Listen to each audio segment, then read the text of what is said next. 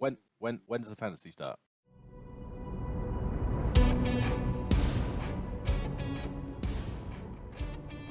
And this is like a wooden door with iron banding, and the dripping is coming from water that's kind of building up on the handle and then dripping onto the stone floor underneath. And there's a little puddle, and there's a little bit of water kind of seeping out from under the door as well. Pierre, you haven't seen since the end of the battle.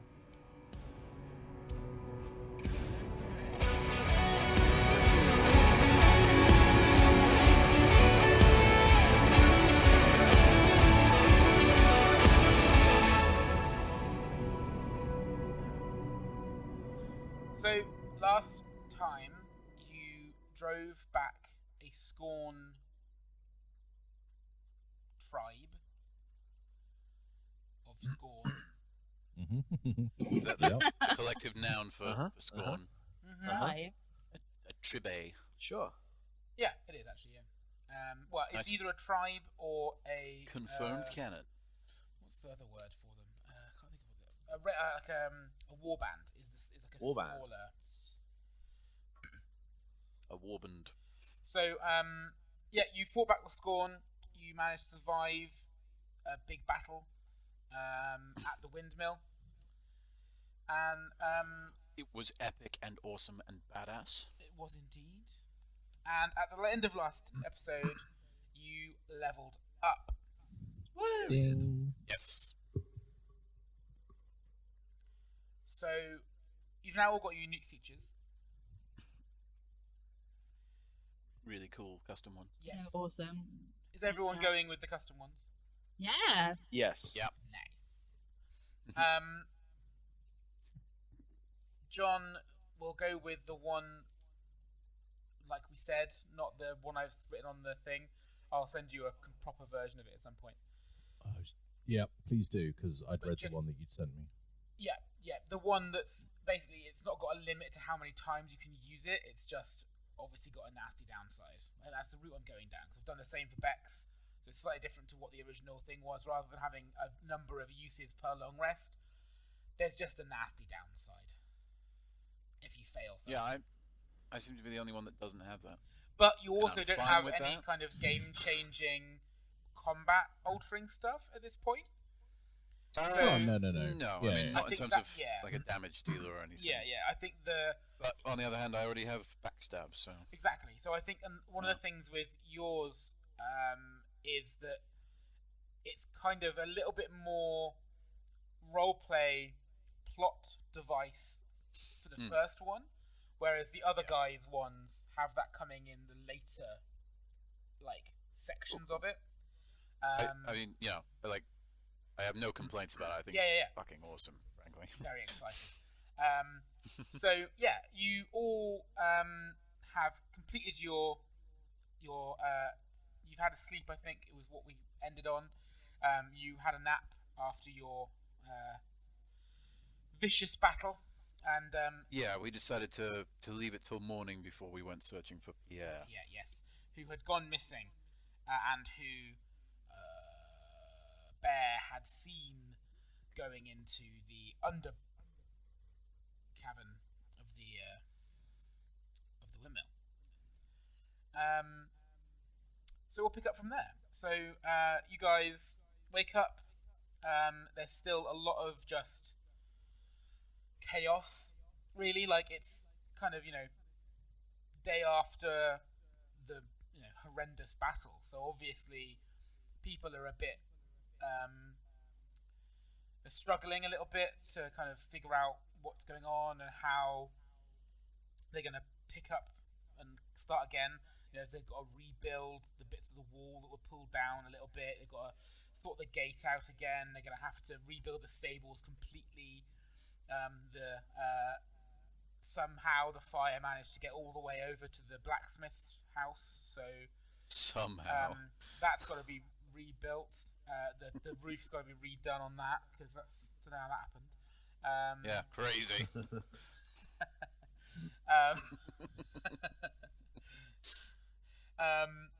Yeah, so everyone's kind of they nod at you and they respect the fact that you have helped them and obviously Malachi, who is kind of pottering about, overseeing, probably you can find him quite easily. Just again in the town in general, in the kind of fort, quite happily. Like everyone's.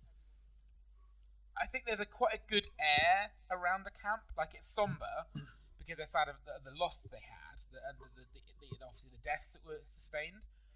But it was in the end a success, and they did win. And it's definitely not as bad as it could have been. And there's a lot of people that recognise that it could have been a lot worse and would have been a lot worse had you guys not been there. Damn right. We are awesome. We're pretty cool.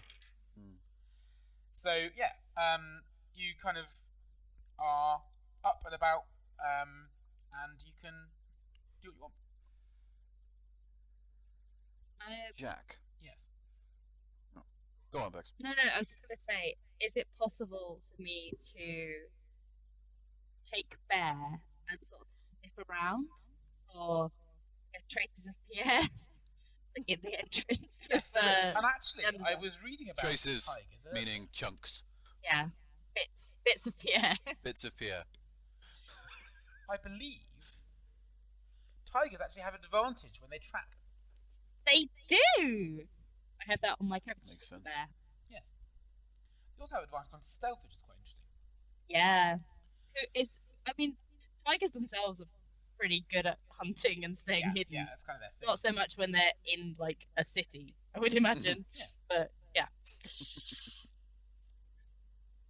But depending on if you want to do the things outside first, I will hold off with Bear for a second. Jack, it's been pretty much one full calendar month since we've recorded, so remind me, I have a dancing flame pendant. That was Did I get just so you picked that up. One of the Did I get it off the female scorn? no, so it was just a random thing you saw when you were fighting people.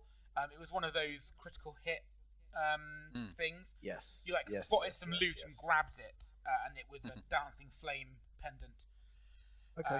Not Cool. magical in any I'll way. be wearing just... that when I get up in the morning. Proud as pretty. bunch. Nice. Proud as bunch. I kind of come down. I don't know if we're like upstairs or whatever, but I'll come to the sort of the main meeting hall, have some breakfast, keep an eye out for anyone of you guys who are down there. I'll be down there. You be down there? Is there a like a I don't know what the right word would be? Is there any aspect of the order in this fortification? No. Cool. Okay. There specifically isn't, and that was kind of one of the things that has always been a bit weird Oh, about yeah, Malachi, because- is that he's proven himself Because and of not Malachi, needed it. yeah. So I forgot about he's that. kind of gotten away with not having the order breathing down his neck all his life. Cool. Okay. In that case, Grandal is also in having breakfast, drinking a small beer. I'll come and sit down with you guys, put my plate of food down on the table. Right, Elias, morning. Good morning, Gary. That was fun, wasn't it? You see that bit where I stabbed that bloke? I seem to I'm remember going you to stabbed say- several blokes. Yeah, I'm going to say yes. I do remember that. You do, yeah. It was pretty memorable. Also, don't Right. forget, just to cut in here, you did behead someone with your new magic sword, I Oh, did. yeah, and it went flying. It was and awesome. then you let go of it by accident. But yeah, you did behead somebody with it. It's pretty you look sick. you look a bit tired today, Elias. Like, I know that really that's not your sort of thing, but I'd just like to say that I think you did very well. And, you held your own, and I saw a couple of things that you did, and I was quite proud of you. I mean, I managed to make it out alive, which was pretty impressive, I must admit. I'm pretty impressed. No offense or anything, Elias, but you're only a little fella. But yeah, I think it could have been quite dangerous. So well done, mate. I'll pat you I'm on the willing to shoulder. say it was. It was quite dangerous. So what's the plan then? Are we going to go find Pierre, or are we going rebuild the walls, or are we gonna like head off? I think we probably need to find Pierre. I mean, he is the one that's gonna pay us. There is that. Yes. I mean, but if we don't find him, we've still got his cart full of stuff. I mean, have you actually like seen what he's got in there? It's all just possibly. It's all a load of shit. It's just rubbish. You know what I mean? Well, that may not be entirely the case. He's a very strange guy. Oh, So- no question there. Yeah, he kind of gives me the chills, that bloke. But I suppose The Wiggins. We did say we were going to protect him, so I mean, I've got no problem with going to find him, but equally, I've got no problem with not going to find him. yeah, I know what you mean. But we did promise, so we should. I mean, I probably- think he's. It's my understanding that he went into the cave system. Ugh. Aye, which we were going to go back and We were have going a to look explore that anyway. so- Anyway. Oh, there's like a room that we didn't go in, isn't there?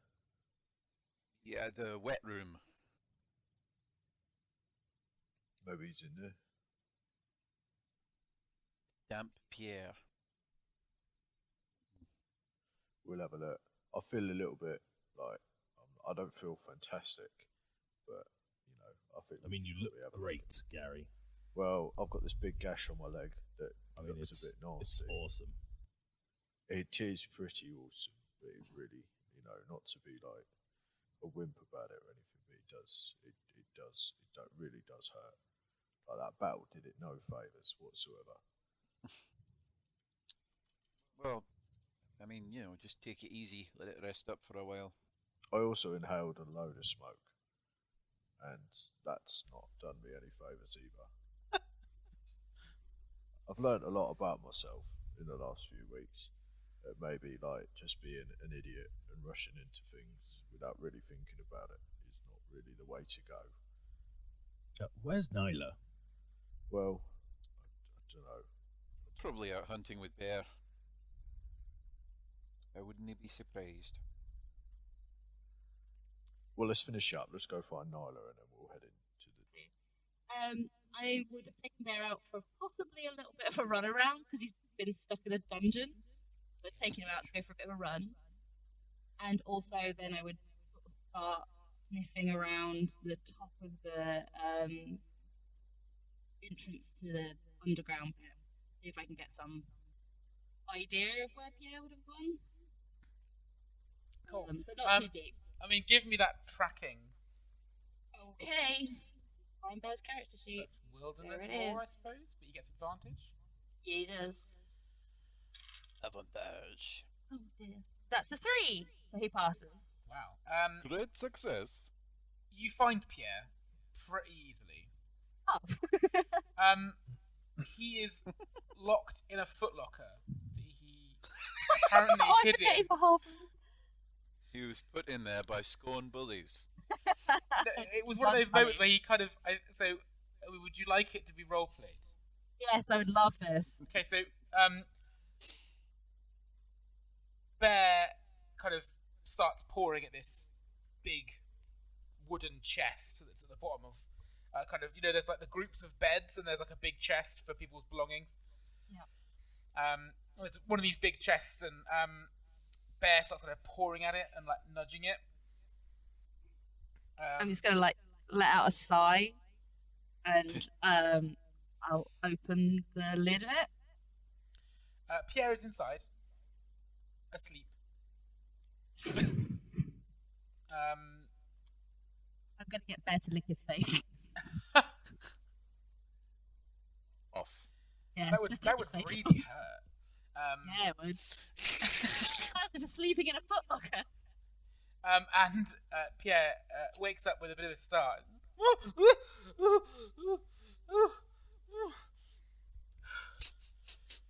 Happy?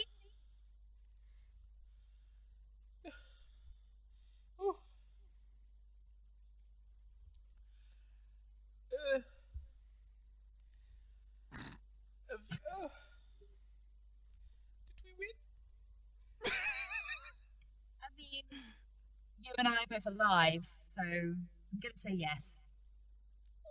On the other hand, you're in a footlocker, so it's debatable. Although you have already put yourself in your own coffin. I thought they were coming down the stairs, so I hid.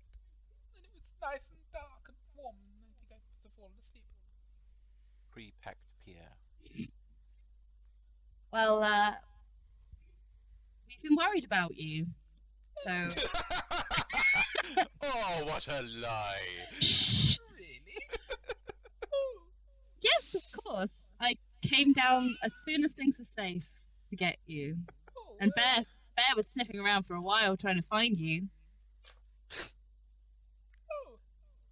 Well, sorry to have caused you any trouble. I'm just happy that you're okay, Pierre. And thank you also for the help yesterday in the battle. I saw that you shot those nasty scorn who were after me. Thank you. Welcome. You're his new favorite. Really do appreciate it.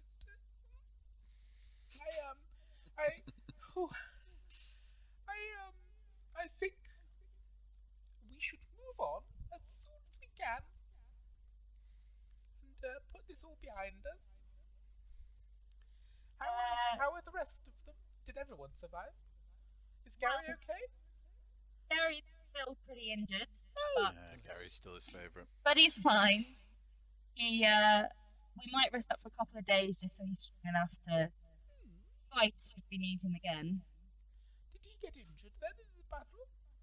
No, he was injured before the battle, and then he ran face first into the battle with an injury. That does It sound was a like bad Gary, idea. yes. Yeah, I kind of have to admire him. I'm gonna reach out my hand to help him out of the footlocker. He very delicately takes it and steps daintily out of the footlocker. You must be starving. Yes, I'm quite hungry. Well, Breakfast let's is get in you order. back safe to everyone else. They'll be so excited to see you. Oh well. I don't know if that's true, but thank you. Okay. And then I'll lead him out but I'll walk in front of him so he can't see the annoyance on my face as we leave. You can only keep up the deception for so long. Yeah, I'm learning. Well, my royal training is not royal, but my upper class training is kicking in. You know, be polite. You're schmoozing. My schmoozing. So make a schmoozing check, Jack. No, Pierre's pretty much a sucker, so you didn't need to like him. You didn't need to... You're the person who likes him most, and that's what you call him. No, I mean he's not got the best insight. No, fair enough. Which for a merchant, not great, but. No. But I'll lead you back out to where everyone's having breakfast after. He kind of looks a bit horrified by the scene. There's a corpse of this huge, horrifying boar thing. Oh yeah. Burning. Yeah, it's Barbecue. a pretty brutal. For someone that hasn't kind of seen it unfold, it's damn. But he's happy. He's glad that he was came through it alive, and he's glad to see all of you as well. And he says thanks to everybody and has some breakfast. So Nyla mentioned that you might need a few days to build your strength up. Gary? I just show him my leg. Oh, goodness. Big old gash. Yeah, it's pretty good, isn't it? Oh. You see this bit? I poke it. Oh. This bit, yeah, it's a bit squishy. It doesn't smell that healthy either. It'd be like fine. almonds. It'd be fine. I once had a tree fall on my head, and I had a very similar injury on on Your head. on my head, but luckily I've not felt any ill effects from that prior injury. So just give it a couple of days and it will be all right. Oh. Well, if you think so, maybe we could ask Master Malachi if he would look that he is known for his unguents and such in the area. Well, I mean, Elias has had a look as well, and since we're taking the time, we were going to have an extra wee look down in the under mill, I think is how we've started referring to it. Oh, lovely. Aye. Okay. Yeah, maybe Mr. Malachi can give me one of his unguents. Maybe. Is that what happened to him? He turned into a woman. He's an ungent. Thank you. I'm here all week. Dear God. Oh, that Everybody Johnny, in the that fort hurt dies. me. that just. I'm in so much pain right now. The gods Oh. come back and strike you down. You are welcome. I want Johnny to lose a level, not You Grandal, are Johnny. Oh, Grandal, Johnny. Johnny. To permanently lose a You level are of all experience. just jealous that you didn't think of it. That's just. Oh. Oh dear. This is what happens when I don't get sleep and I have too much coffee. So, strap No, in. keep throwing spaghetti at the wall, Johnny. You'll get him. You'll get him next time. They can't all be zingers. They can't all be zingers, but they can. That one was all definitely a zinger. I clear the tumbleweed and Be... Get rid of the crickets. Stump all the crickets. and head over to Malachi with Gary. Yeah, I'll come. Gary, Yeah. follow me. Is Malachi just like mooching around? Yeah, pretty much. He's just kind of Okay. telling people where to Do do women- stuff. Do women mooch? What? Oh, he's a woman now, isn't he? Fart assing Well, about that's all the over joke. the place. Well, Far-assing, that's much better. Yeah, it didn't make Having to bubble bath. any sense. Yeah. I nervously walk over. I am very intimidated by this guy. Gal. Guy, girl. You don't know. You don't know what's in his heart, her heart, their heart. whatever you do, Gary, don't anger him. I don't plan on it. Can you do the talking, please? Malachi is kind of stood in the centre of the town square, overseeing the repairing of the gates.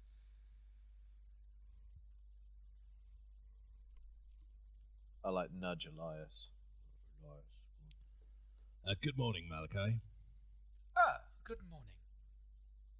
How are we on this fine day? Well, not too bad. We survived. That we did. It's interesting, I find, that for some reason, although he's just turned into a woman, he's apparently young as well. So I might have to do that again. Because I think before, he was like, hello, how are you? But Dad, Yeah. that voice is really sexy, and I was really enjoying it. So, here we are, Dadu. Okay. I'm not sure how to feel about that. I might save that for the other wizard that's coming, because she actually is a woman and is young. and sexy? Coming wizard.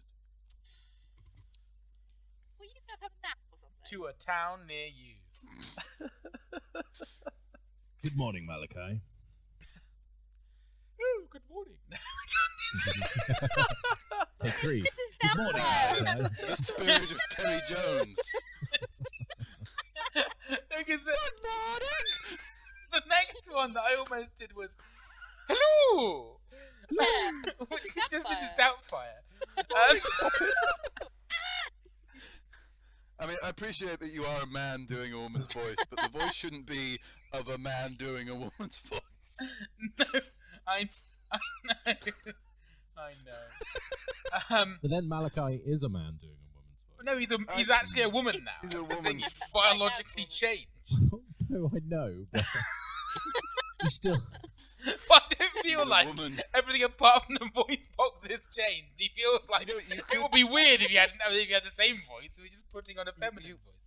Because they are now a woman. You could do a woman doing a man's voice, because then you'd be a man doing a woman doing a man's voice. Wow. You done a bit like because of the one you did before when he was a man. You could do the bit more crony. Yeah, that's what I'm going to go with. You know the voice, John. Ask me again. Good morning, Malachi. That was That's Pierre. That's Yeah. Pierre. Um, That's No good. Pierre. Hello, yes, hello. How are you? I am fine. How are you? Yes, very good. It's not that bad. We won at least. We did. I get the feeling I'm going to very much enjoy our interactions. Oh, Coming on a little bit strong. why is that?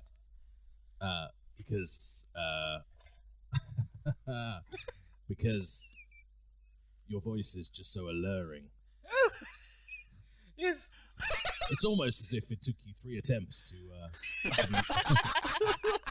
To really Magic nail is a it. strange, unusual thing, my dear. You're telling me.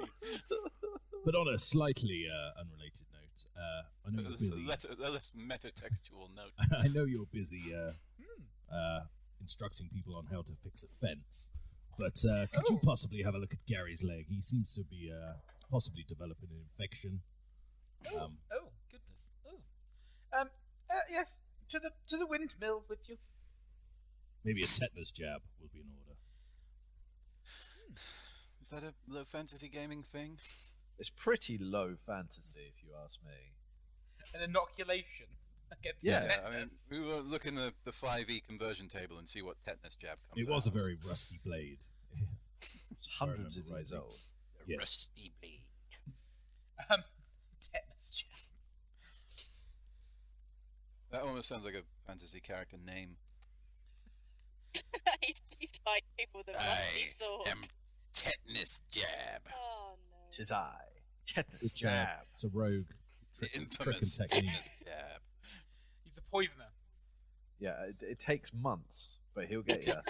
Get you. One scratch with a rusty blade that you don't Ja! notice. Oh, in And 2 he months' rusty time. nails all round the Just garden. you wait. His days are numbered. What's the number? Several. 60, Seven. yeah, 64 days. I follow Malachi. Yeah, I so you also get to follow the Malachi. you get to the windmill, and obviously you've been in there before, Elias and Gary. There's lots of stuff all over the place, mainly books. I doubt you're interested all that much. Nah. Malachi kind of points you to a kind of chaise longue type deal and asks you to sit back, put your leg up on the table. I do, but I'm holding Elias's hand. Very nervous. And then Malachi just begins to do very medievally things to your leg. Leeches. Please explain. You and your technical terms. Well, I'm not a science person. Putting a raw steak Science. that's being kissed by a virgin. There's another technical term. What period of Science history person. is this like aligned Well, to? I'm Is it- I'm thinking with the way I think Elias is. I'm thinking he's like, you know, like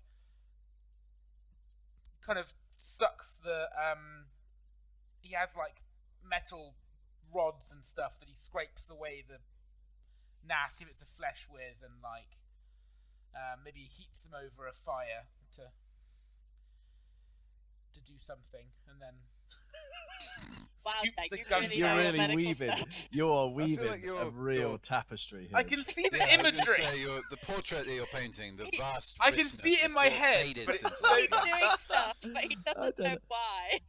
That's The what thing is, I I do know these what days. I'm- I I know don't the know what's visual. going on. You that do I'm the, going you for. imagine it. can describe do a the brain 6-hour thinking. battle with a Scorn army in perfect detail. Can't tell you what things going on with the weird leg. But like, I kind of know what I'm thinking in my head, but I can't translate that to words. So I know I exactly imagine what you he's like got Yeah, I a mortar and understand. pestle. He's got, he's got some leeches. He's got some Maggots, fake dead flesh. scrapey metal bits that are just taking off chunks of dead flesh, and then he's rubbing these pastes. Pungents. Absolutely, he's rubbing pastes all over Gary. Gary's covered in Rubbing paste. pastes. All up in your business with the paste. Oh, I'm so pasted up right now.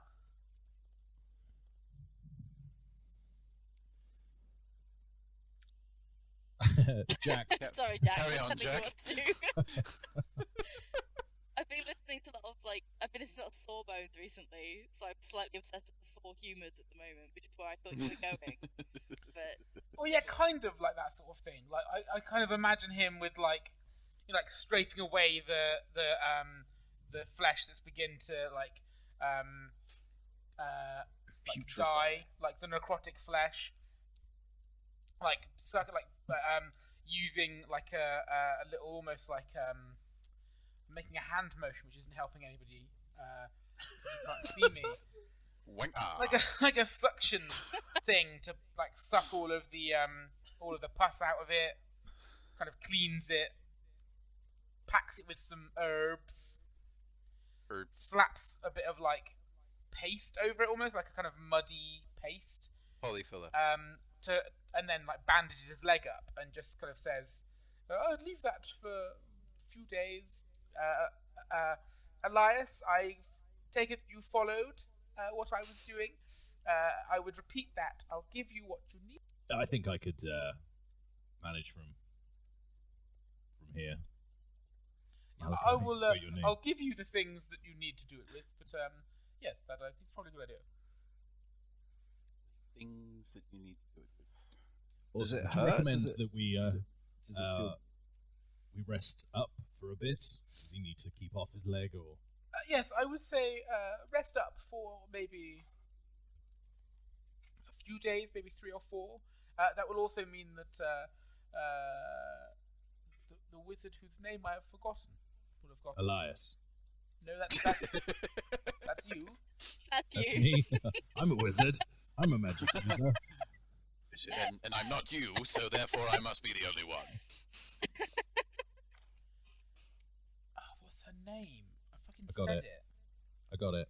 Is it Morgana? Moon lady. No, Morgantha? Mistress Morgana. Morgana. It was Morgana. And then Ramallah. I have spelt mistress very badly. Wow. Has it got a T in there? There is a T in there, I yes. bet there's a T in there. Mist. Trest. There is a T in there. The Mistress. There's definitely not a T in there. Oh, there is a T The in there. Morganian mist rest. God, this is some top quality podcasting. Oh I feel like we've not really got the focus we usually have. Yeah, we're normally so on top of things. Yeah. So Malachi will give you the kind of jars of well, he'll tell you that they will dress the wound every day while Gary is here. But going forward, you'll still need to do it for probably the rest of the month. But if you keep tending to it that way, then it will mean it should heal up, and he'll be able to use his leg again as normal within the month. Excellent. Well, So, thank you very much. And essentially, what that is representative of is Elias having the kind of what's the word? Resources? No, what's the skill you there's use? there's an actual skill. Apothecary. Apothecary Yes. skill. Yeah. Apothecarizing. Essentially, it's just because you're proficient in apothecary, it means you can tend to them and allow them to heal at half the rate if you have the resources. And this is him giving you the resources to be able to do that. Nice. He will also, she will also say, also, Malachi, as promised, here is the small Is he talking tome. to himself? Did I say Malachi? Herself. Damn it. Also, Elias, here's the little tome I said I would get for you. I dug it out last night. Couldn't sleep. It's got a few spells in there for you, including None shall pass. So have a read of that in your spare time as you travel. You'll learn them soon, I'm sure. Thank you very much. I really appreciate your time and helping me with my leg. Thank you very much. Well, no worries. Thank you for helping us in our time of need. It will be remembered. Any time. You really intimidate me. Oh, well. Sorry. No. Fair enough. I'm a scary fellow. Lady. Can ladies be fellows? Man. I don't. Yeah, I walk away. Backwards. Yeah. Falls down the stairs. Breaks the My other leg, leg. my other Other leg. leg. Oh, it's my other leg. I'm very badly hurt. The wound is starting to smell like almonds. So, Gary. So, checklist of things to do whilst you're in town. Get Gary's legs fixed. Done. Excellent. Well, Find fix Pierre. is in Done. quotation marks. Yep, found Pierre. Well done. Thanks. You solved it. Yeah, I'm not gonna say it. You solved my Pierre puzzle. What were you gonna say? That is copyrighted. And Oh, sorry. That will cost us thousands. Oh, Thousands. god damn it. We've made no money from this so far. How are we gonna pay it? I know. They'll shut us down. They will shut us down. The Oh, McElroy gosh. brothers are They're ruthless. brutal. Ruthless. They are. So Just- delicious. Absolutely. Just they don't give That a poor, shit. that poor pay Monsters. park didn't see it coming. It's Utter okay. Talking about how monsters. ruthless they are will protect us. We love you, McElroyds. We're big fans. Yeah, we do. We do. One day. We do. One day. One day. One day. What does that mean? Ah. You decide. Come on. He's definitely rubbing his hands together in glee as he says that. So, what are you Please guys don't doing? leave that in the podcast. Are we are we just going to kind of highlight what That's we're what I say. doing That's what I was going to say. for Are a you week, going to kind of say, during my 4 days of downtime, I do this, or do you want to, hour Is by it hour, recreate 4 days of downtime? It's Well, 4 we days of wanna go- downtime. Might Yeah. I suggest this, Jack?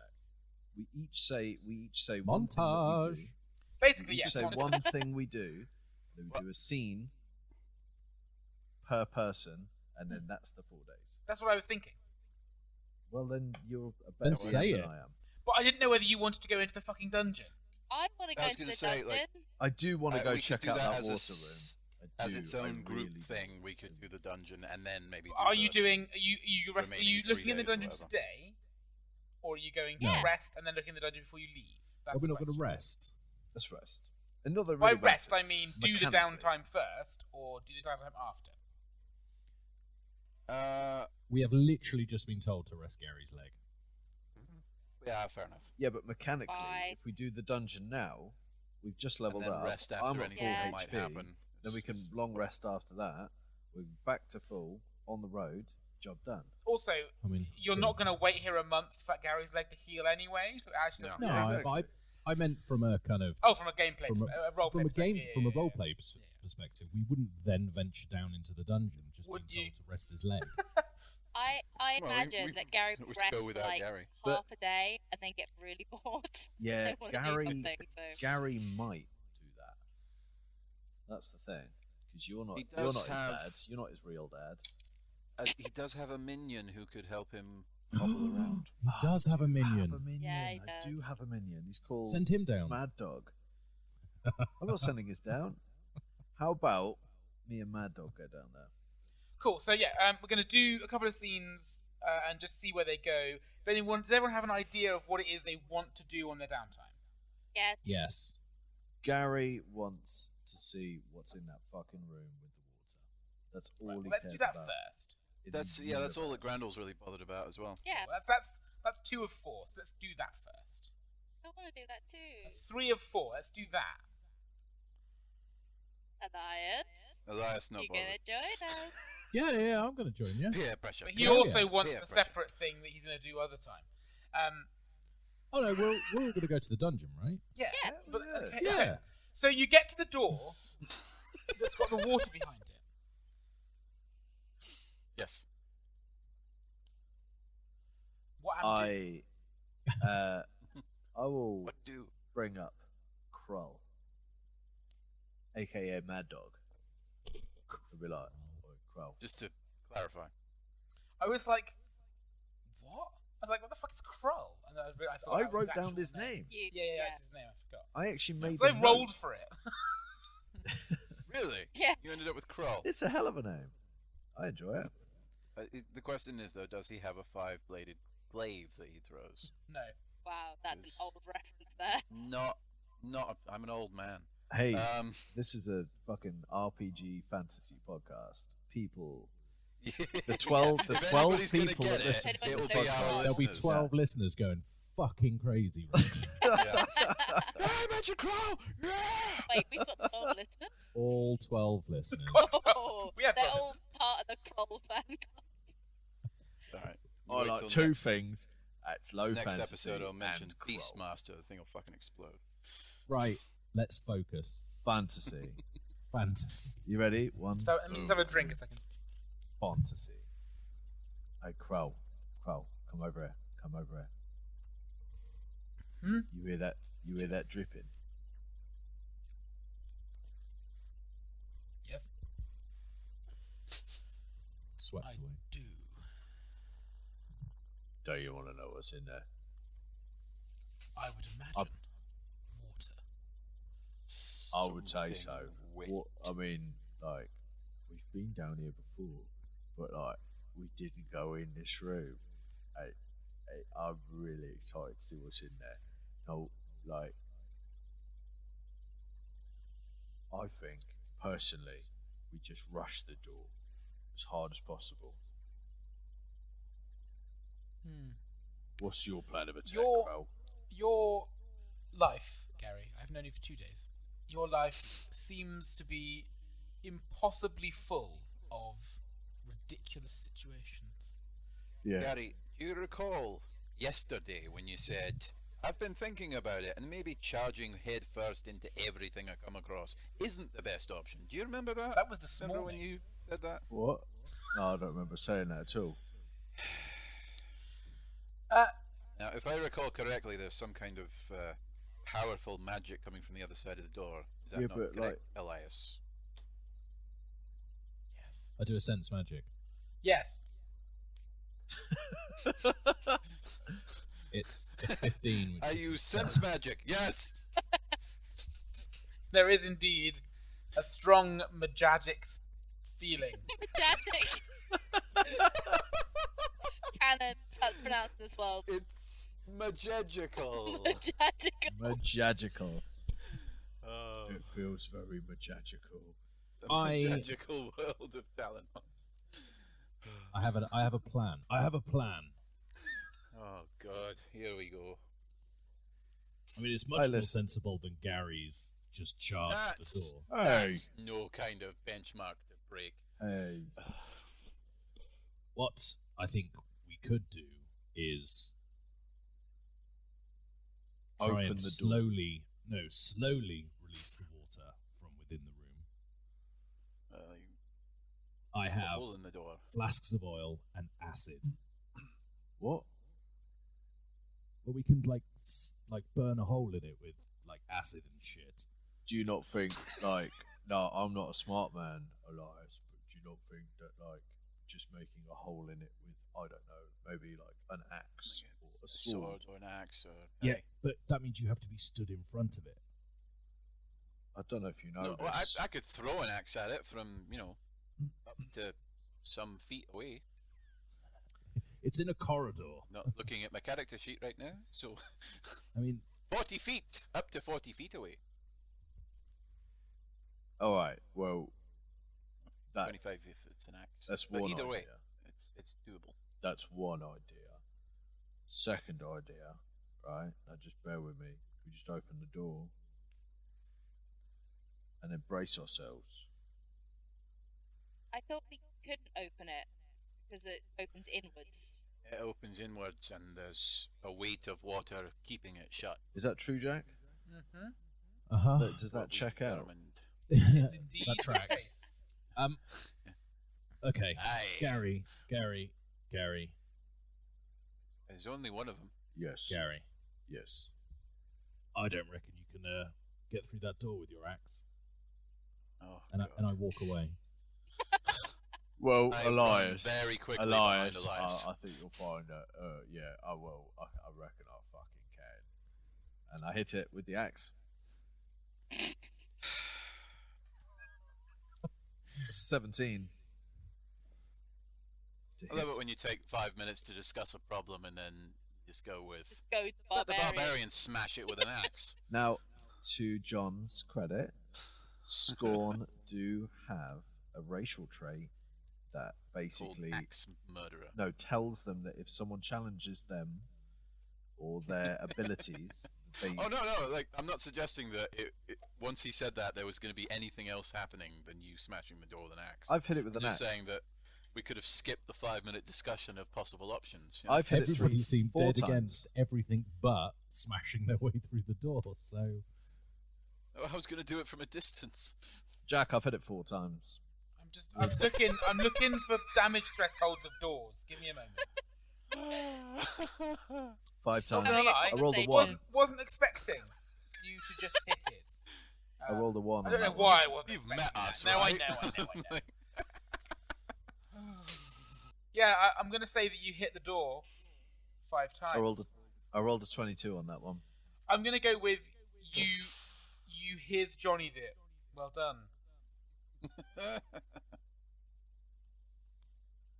Does water Okay. pour out? Oh, absolutely. Okay. High pressure. Give me a strength check. I'm good at those. I can do those. Assuming that we've all backed about, say, 20 or 30 feet down the corridor, are we far enough away to not be swept up Yeah, in this? Cool. It is a success, but not a great one. Cool. What with my reduced strength and all. It Yeah, hits yeah. you Smoke and and those. you kind of are knocked by it slightly, but you manage to stay on your feet. Yeah, the water starts kind of shooting out of this crack in the door. You do get filthy water in your axe wound, though. Does it seem to be like reducing in pressure, or is it constant? I mean, it seems pretty constant for a while, and then it does begin to lessen, and then it becomes kind of more A flow. how to decide. No, well, A flow like rather than a waves? torrent. yeah. So it's like a. So one of the things you remember from last time is that you could kind of hear the water slapping against it, like it was like almost like tidal in there. And so it kind of ends up being like a spur and then less and then a more and then less and then more and then less. Okay. Jack, After tell the me all of initial- that again, but much slower. So one of the things you remember from last time is that the water was kind of tidal in there. It was like slapping against the door. So now the initial surge of water has passed. You're getting a little surge of water flowing out, and then it's slightly less, and then more, and then less. If that makes sense. Can I open the door? Previous time he said spurt. Thank you. No, you still can't open the door because there's still quite a lot of water behind it. Whereabouts on the door were you making a hole? Head. I think Slash. he was pretty much doing the shining. Yeah, Pretty so much The Shining. the middle of the Yeah. door. Yeah. So after about 20 minutes, you'll be able to see through the door, Oh crap! Okay. through the hole in the door, and the water level will have lowered. Remember, this door is like a giant-sized door.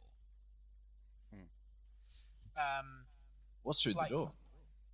Well, give me a perception check. And do you have dark vision? I believe I have dark vision.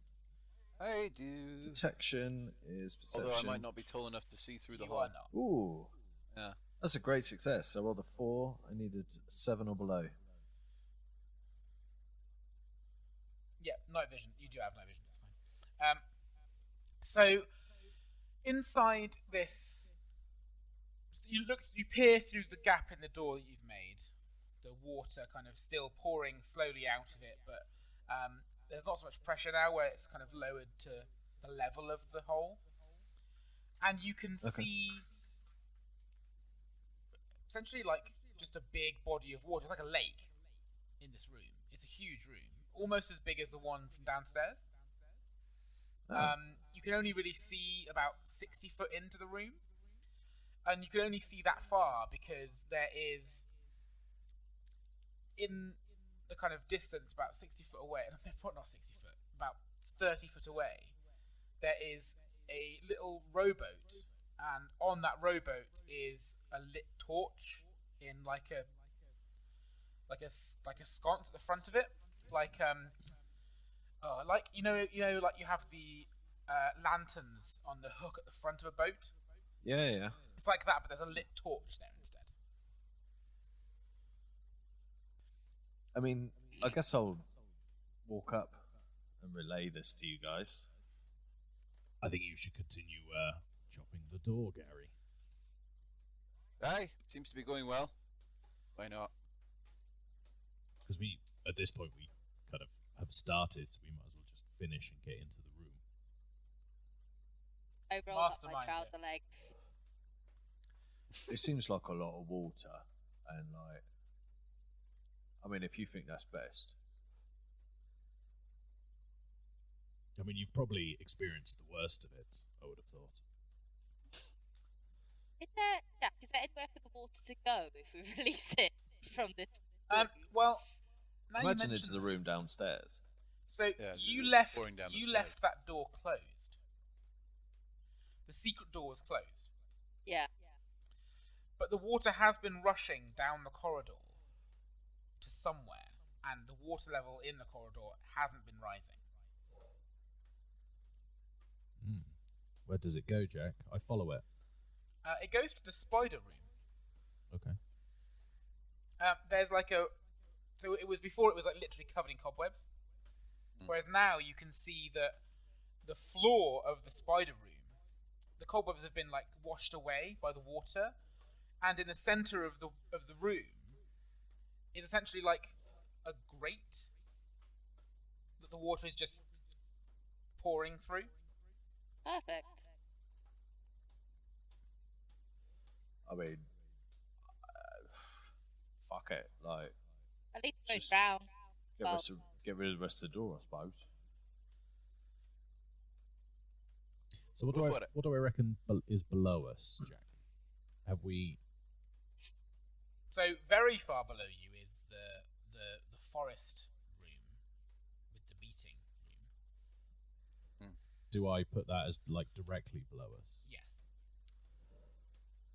Well, Maybe we should go and check what's happening. Yeah. Yeah. Maybe we should go and have a look. Okay. I Wanna go and have a look. check that out while Yeah. Gary's hacking the rest of the door. Well, I think away. we should just give Stop it. with the hacking for a Yeah, second. let's go and see what's happening.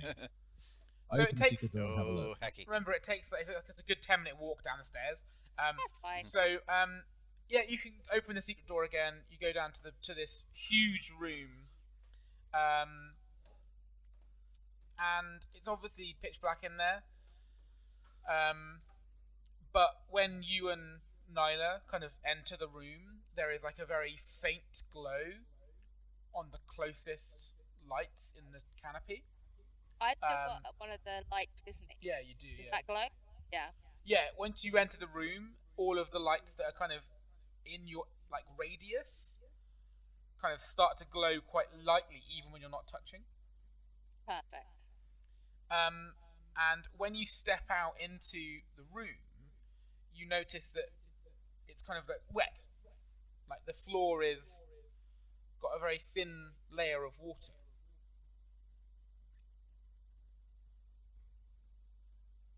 It's just massive enough of a room that it hasn't.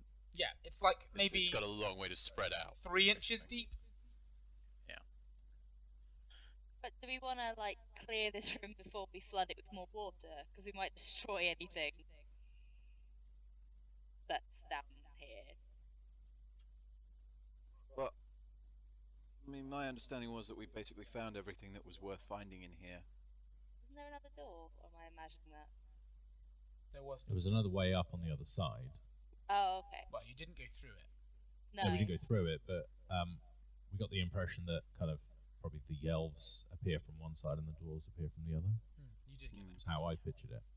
So the other side, the elf side, or the dwarf side. The other side, the elf side, I think. Well, I definitely want to check that out first. So I will follow behind Nyla. Cool. Yeah, you can kind of cross the open room and you can get to the other door. The other door has the same, archway, has the same writing inscripted above it, which was. Just tell you, unless someone wrote it down. maybe. Don't think I did. I've got the words "Our harmony can unmake the chaos" written down. Yeah, that was it. Yeah, our harmony Sounds can fine. unmake the chaos. That's written on the other, above the other door as well. This one, it goes on straight for much longer than the other side. You're walking for maybe 5 minutes before you come to any bends in the path. And when you do get to the end there is a very abrupt end. There is a mural here, and this is all still like there with this 3 inches of water. There is a mural at the end of this, which is of a huge tree. And the tree. Give me detection.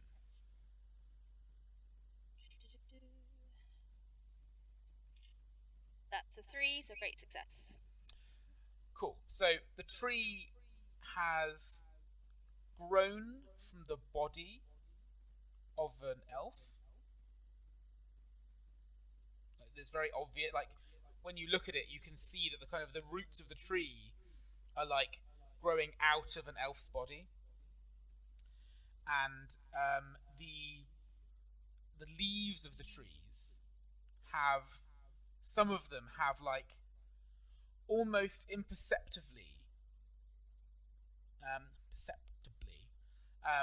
have faces on them.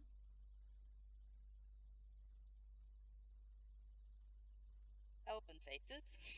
Just faces. Just faces. I mean, Weird. kind of elven faces, but obviously just the face bit is kind of hard to tell. Yeah. And they're yeah. really faint, just you kind of look at them and you go, is that a face? No. You know when you do that thing where you see a face where there isn't a face? Yeah, yeah.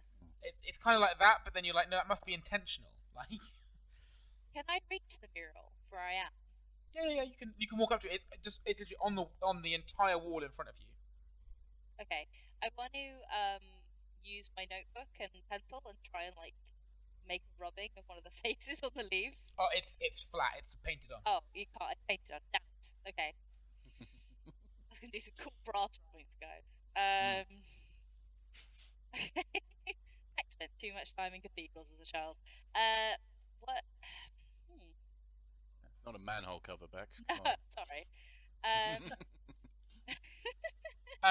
When now you've walked up to that mural to kind of see whether it's, you can see that next to it, where the wall is, which is at the end of the corridor. So the mural is directly at the end of the corridor, and then to the right of it, there is set into the wall like an alcove almost. It's a few steps up, maybe 3 steps up, and then you can see the beginnings of what you recognise of a spiral staircase. And there's no other passageways or doors leading off this corridor. Not this one. I'm gonna look You back. want to? Yeah, I'm gonna look back at Grandal and smile, and they just stop walking upstairs. Oh, that answers that question. I follow her. Which one? Up the spiral staircase. Oh, Yeah. the spiral staircase goes down. Oh. Oh. Yeah. Sorry, you said up a few steps. Yeah, so And then down. there's a few So- stairs up to the opening where the spiral staircase Gotcha. is. And I think it's kind of relatively easy to realise that that's to stop any water going down, if that makes any sense. Smart elves. They met Gary. They knew he was foreseen. I'm gonna start going downstairs. Is there any kind of lighting in this place? Only the dim light that's on Nyla's back. Okay. You with them, Elias? Yes. Are you with? That's are fine. You with I'll them, leave Gary? it at that for the moment. I'll follow. Did Gary come with you? I hope so. I don't see why I wouldn't have Okay, followed. just wanted to just double check that you were all together and you hadn't split the party, because that would be No, I interesting just choice. got off with Grandal. Just run off an adventure. Yeah. It's So a dwarf elf thing, you know. Yeah, these two You- races are known to get along. Well, no, based on the architecture. Yeah, totally. you go down this spiral staircase. It's really like it's a nice. It's gonna sound really silly, but they're nice stairs. Like they're easy to walk down. They're like perfectly carved, and the handrail is kind of pushed. It's not a carved one. Well, it is carved, but not of stone. It's a wooden handrail. With like a really like heavy, lacquered finish. It's like it's been there a while. It's like you can feel it's had hundreds of hands run along it over the years. It's one of those kind of like a church handrail. Type of thing. It's smooth from use rather yeah. than from its original finish. Exactly. And you kind of descend this spiral staircase. You think you go down maybe 100 feet. Wow. It takes a while. The deeper you go, the dimmer the light gets. And after you get about halfway down the stairs, it will eventually go off completely. Yeah, I light a torch. Yeah. Yeah, cool. Because actually, Step in at front. that point, none of you can see, even those with dark vision, because there's no light at all. So yeah, you can get down the rest of the stairs without too much issue. The walls are plain. There's no paintings on this one, and you get to the bottom of the stairs, and it opens out onto a jetty. And on this jetty, there are a couple of boats tied up floating on an underground river. Do they have lit torches? They do not, no. Front? Okay. Gary, they do And look very it's- similar to the one that you saw, though. It's kind of like, they're very basic, but like, they have that space for a torch sconce at the front. Have we come out into what looks like a natural cavern, or does it still look like it's partly It's sort of definitely carved? a natural formed cavern. Awesome. Are the- Right. Well, I mean, this is fantastic, and I'm quite in love with this place. But I fear if we're going to get on one of these boats and explore further, we might not end up coming back. You know, there's no telling how far this goes or where it leads. What So bloody torch would this be? I have no idea. I couldn't even tell you necessarily which way we're facing right now. How weird. I do find it fascinating that the apparent entrance for the elves comes from deep underground, like deeper than the dwarves. Well, the dwarves come from the surface. Huh. Well, I mean, that depends on what's in the. Oh, the Floating floating water water. room. Yes, well, that's true. Yeah. I mean, that's how you got there. I meant. Yeah. I don't necessarily. Yeah, no, I know that, but I don't assume. I'm gonna assume, being a dwarf, that the dwarves came from underground Yeah, that in makes some sense, yeah. regard, because dwarves. What do you reckon, Nyla? Can I check back if there's like a flow to the water, like a river or? Yeah, there's a flow. It looks quite Can I- calm, but if you put your hand in Yeah. the water, you can definitely feel there's like a pull. It flows from your left to your right. Can I work out what way I'm facing, like what direction? That would stick the be ball very difficult because you've just gone down a spiral staircase Yeah, I thought Yeah. so. Get for out my a get out my long time. compass. That's why I went straight to not having an idea. Yeah. I I have no idea what this is. I mean, from everything we've seen, I have no recollection from any of the stories I've been told about anything to do with this. It doesn't sound like Grandal has either. Is there Definitely an not. actual torch in like the actual sconce on the front of the boat? Oh, there's not, no. There isn't. They're empty, but I can fit the one that I'm holding in. I'm just gonna dip like a couple of fingers in the water and then taste it. Is it fresh water or is it It's salt? fresh water.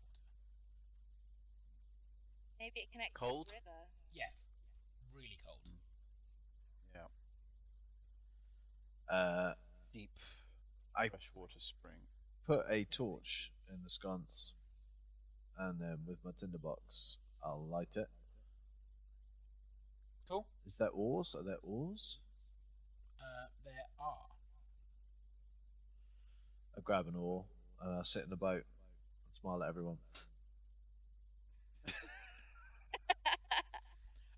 When you sit down, Gary, because you're kind of now on a boat looking towards them, there's something written above the doorway you came through, but you can't read it because you can't read.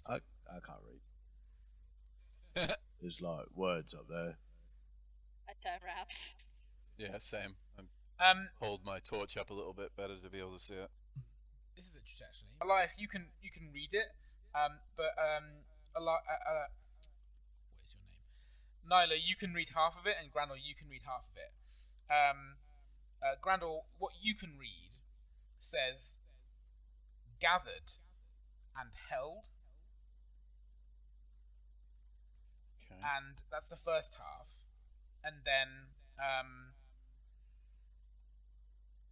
there's the section in Elvish says held to account.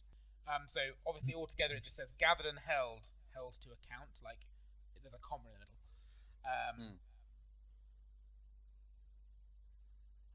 Held to account. Mhm. What? I have no idea what this means. And I assume it refers to the keeping back of the, holding back the chaos or fixing the chaos or whatever it was. Unmaking the chaos. Unmaking the chaos. Well,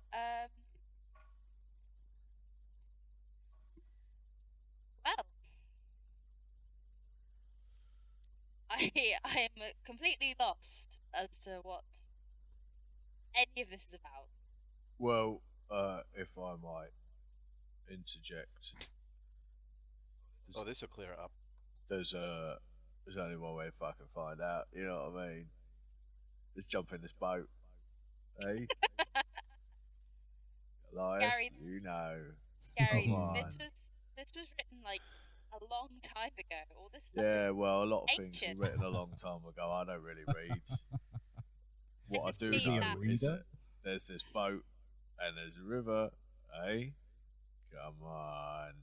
I mean, there's quite a strong current, Gary. We may not be able to get back. I'm pretty strong. Also, we don't know where this leads. Also, given that it's potentially thousands of years old down here, whatever route the elves and dwarves or whatever took to get here may not exist anymore. Well, It might have caved in, it might have been flooded, We might go over a waterfall and die. yeah, but there might be Aye. like a mountain of fucking gold at the end. Do you know what I mean? There's only one way to I mean, find out. Am I right, I Elias? appreciate your optimism. And I'll but- hold up a high five. God. I mean, I definitely can't leave a brother hanging.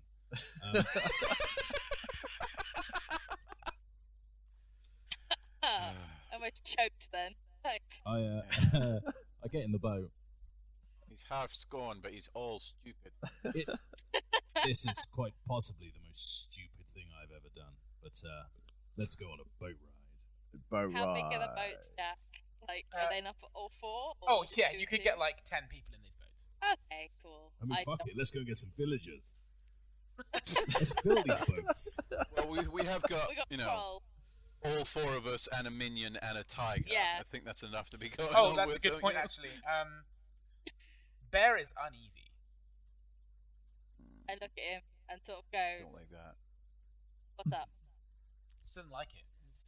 It's cold and wet, and the air smells a bit sour. It's not wet in the boat. Yeah, well, dry in here. That's so creepy the way you said I that. was waiting for something from Gary at that point. I was going to say something stupid, but Uh-huh. Never. Crow. I did just pee. yeah, that was genuinely where I was going. Yeah. Crow, Yeah. Crow, jump on in, buddy. Kroll kind of exasperatedly gets in the boat. Yeah, he does. Yeah, Why he takes did the does. I other pledge oar. my life to this man? Life debt. You regret that now, don't you, Crowley? Yes. I'm just going Yes, to I go do. on record as saying that if this leads to our imminent deaths, I'm going to be very upset. Second, Thank you. I mean, will.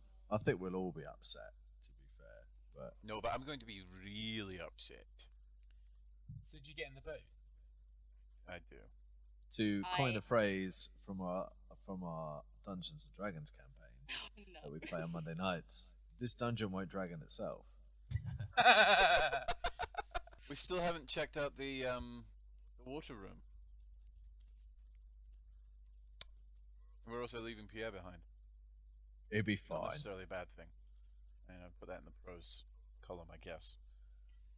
I'm gonna There's one shake thing my I've head. learned in my time in the last few weeks is to run into every situation without really thinking about it. I don't like you as much as I thought I did. Hey, come on now, Grandal, whatever your name is. See, you don't even know my goddamn name. It'd be fun. Right, I think Yes. everybody get Shove in, off. Everybody get in the boat. Just get in a boat. This is I don't like awful. that. I'm in the boat. It's ridiculous. Fine, I get in the boat. Put Bear in the boat. I sigh. I'm like an angry teenager on a family road trip. Yeah, I'm just sat in the boat next to Nyla and Bear, just staring daggers at Gary. So, do you push away? Oh, mate. Yes, I- Gary. Yes. I did tell him to shove off. Cool, yeah, you push away. You You instantly die. Well done, guys. The you boat sinks. go to put your oars in the water, obviously to start rowing. Are you heading? So as you came out of the doorway, the current was going from your left to your right. Are you trying to go to the left or to the right? Now, if there's one thing I know about boating, is if you don't know which way you're going, you go upstream first, because if all else fails, all you need to do is take the oar out of the water and you can go back really easily. You're Do you remember rowing, at the mate. start of the campaign? I was Mark, about to where say, do you know asked when if you asked me whether you were ever going to have Yeah, a chance well, to you- go in a boat? Ah, I also Should I do take love the fact. sailing, Jack? And Jack said no. Because you come from a landlocked area next to a Here we are. lake made of salt. Episodes 9 or 10, we're in a fucking boat. well, who's got egg on their face now? It's me.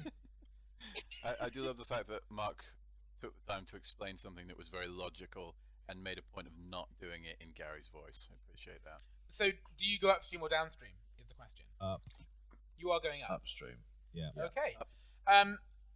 Do some rowing, and by which I mean make strength.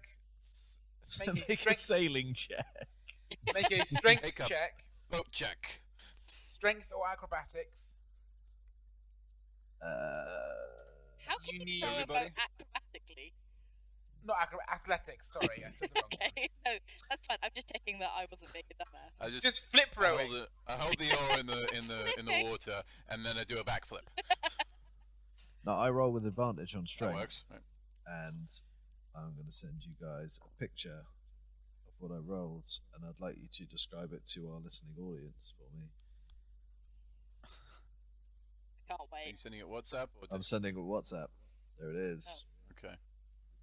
It's a 20 and a 1. Perfect. That's what you want. That's fantastic. You have to keep that picture so we can tweet it with this episode. I will do. I will do. Um, It's a 20 and a 1. So Okay, so that's your first success. You That's a need. great- I rolled a 15, Uh, which is just a success. you need collectively. I mean, who's rowing? Not me. Not I'm me. rowing. That'd be me and Gary and presumably Mad Dog then. And So Crow. there's 2 oars. I bet Crow's Growl and Mad Dog proficient. don't get 2 rolls. I bet Krell's proficient in sailing. There are only 2 oars. Well, I imagine that Krull is stronger than I am, being a soldier type. Then I'm happy to let him. Yeah, do Krell. Take the Let me make some dice rolls. take the oar reins. In that case, will you do the rolls for him? He has got, just because I haven't got my dice with me, because I didn't think I would need to roll a dice this evening. That was And that's very presumptive. yeah. very presumptuous. Do you want me to roll for him? Yeah, I'm just trying to find out what What's the. his I strength? think you are actually What's supposed to strength roll is? for him, to be honest. Is he just human? Is he Strength human? 15. So, He's strength okay, 15 so- human. From So a that's- role-playing point of view, then Grandal had one good go with the oar and went, "Oh, that's hard work," and handed it to Mad Dog. Okay, so 15 is +2. He has +2 strength. cool. Yeah, but for the check, it's just 15 and under. You want to roll? That's very true. He rolled a 4, which I believe is a great success. So you need to make me 10 successes before you get 4 failures. So we've got 3 successes now. Well, that's 1. 2, because I And rolled one with from me. advantage. But there's only 2 wars. Yeah, but so what we're saying Yeah, is but that you Grandal did one keep and then rolling. handed it to Mad Dog. Oh, I see. Handed it to Mad Dog, who has now done 1. You can also make like leadership checks and things to try and like spur the others on and stuff if you want Well, I to was try gonna- that. Like, tell them to row. Like, row. Row. There's Yeah. probably a name for it, but Yeah, I know what you mean. Stroke. Like, Stroke. Stroke. Stroke. Stroke. There is a name for that, and I can't remember what it is. Either way, I'm going to make another strength check as Gary. That's a 2 and a 1. So, I mean, no matter what way you cut it, that's a success. Crow. It's Jesus the cops, Christ. Wayne. Or I am cops. not shitting you guys. I rolled another 1. I've lost you. another Yeah, what? Yeah, it's another 1 and 20. Rolled 2 1s in a row. Which, Nice. in this game, is great. I Isn't take it? it you don't get anything for great successes What in the this fuck? particular case, Jack. What's going on here? No. I promise you guys, I'm not Your just lying. your amazement makes me believe that. I rolled another one. It's how many are it's you up to now? That's 5? 5, altogether? including Grandal's. Yeah. I mean, does anyone else want to have a go? Because I mean, I No. can keep rolling with my broken ass dice. You've got strength advantage. And you're on a- You do the rowing. You're, This you're is on a what hot you were streak. built for. It is what I was built for, even without sailing also- proficiency. Keep that dice for the low rolling. Yeah, and don't ever Uh, bring it on a Monday. Yeah, I rolled a 15 on that one, which is a success. Mhm. This one's Krull. Let's go Krull. 6, He rolled a 15. Is it equal to? which is a success. It's 7. Gary is rolling 2. Fuck me. 2 and a 1. 8 successes. No failures so far. That's a nat 20 for Krull. Shit Okay, 1 failure. shit the bed there, Krull, didn't ya? Hey? Fucked it.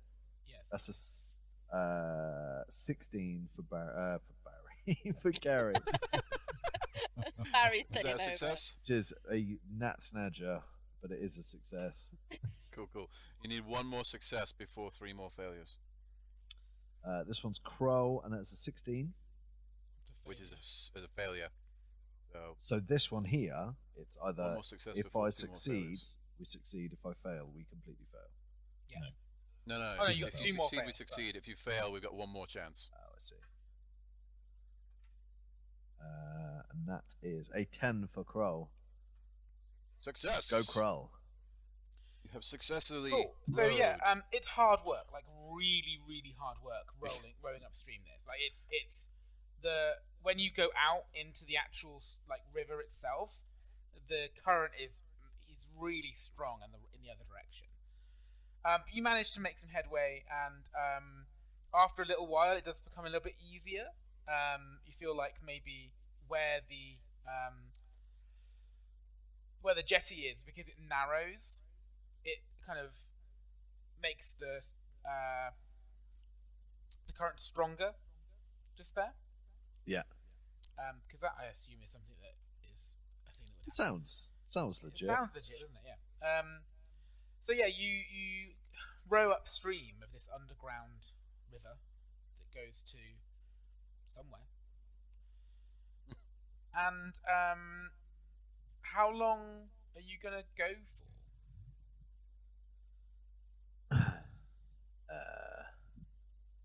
Well, I mean, eventually we're going to come to the source of the river. Yes, I mean that That will could happen take at some days. point. But at what point? But they These never seen idiots again. decided they wanted to go in a boat. So, Upstream. what are we doing? Basically, I want to know what it is that you. How long will you row for before you get bored? Get bored. Yeah. Is there any? Is there any? I think that's up to Gary. Yeah, that's true. Is there any sort of like sight towards an exit or like a light source coming from anywhere the way we're heading? I guess. No. I mean, I guess It's until got the torch in the sconce. Because I like, see something just because if you're going to cool. say 20 minutes, then it's a very different answer to until I see something cool, because that could mean Yeah. like 8.5 years. 7 hours later. Because if we don't see something cool after like a couple of hours, I mean, I did 10 checks, so I would translate. I mean, if you look at that, it's one check every 20 minutes. That's so not that was how just maths so works. that was yeah, but that was It's essentially 12 a minutes. party check. So that was a test to see whether you could row upstream at all. Succeeded. And you did, because it's basically just it was hard, like it's a really really strong current.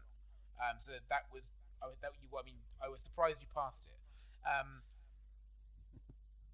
After 10 successes before 4 failures is not nothing. no, it's not. After about an hour and a half of rowing, you, Nyla and Grandal, I think you've got the highest perception scores. Yup. 16. 16. Sure, I think Elias might have higher than me. My perception's 14. Oh, no, then you are correct. Mine's 15. Okay, I think yeah. Excuse me. Ooh. Sorry, Jack, we're boring you. Yeah, the rowing is It's so boring him. tedious. I think Nyla's probably yawning at this point too. I thought that's what you were going to say as well. After an hour and a half, you, Nyla, and you, Grandal, Have are a nap. bored out of your minds. I mean that is true, but you also hear the sound of rushing water.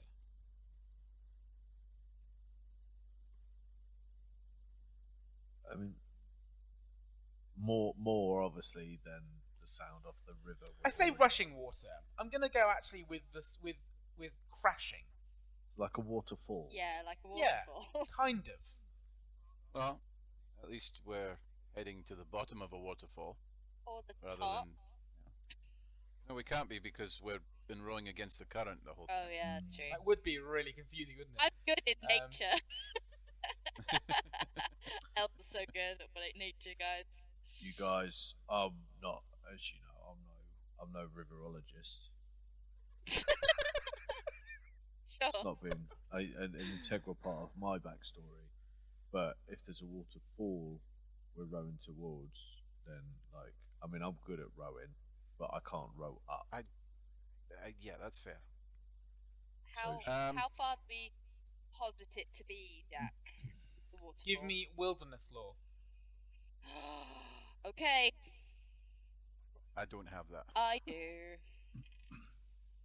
That's a fail. That's a 19. Shit. Hey Jack, can I Just give it around a the go? river bend. Oh, Can I give it a I go? start singing.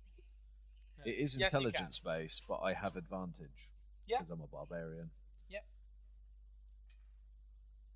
That's a Needs 19 advantage and an when it 80. comes to We're so good at So, this. fail. Just round the corner.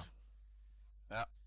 Excellent. Can I just do general perception for that one? Yeah. how far away That's it a sounds. 14, which is a success.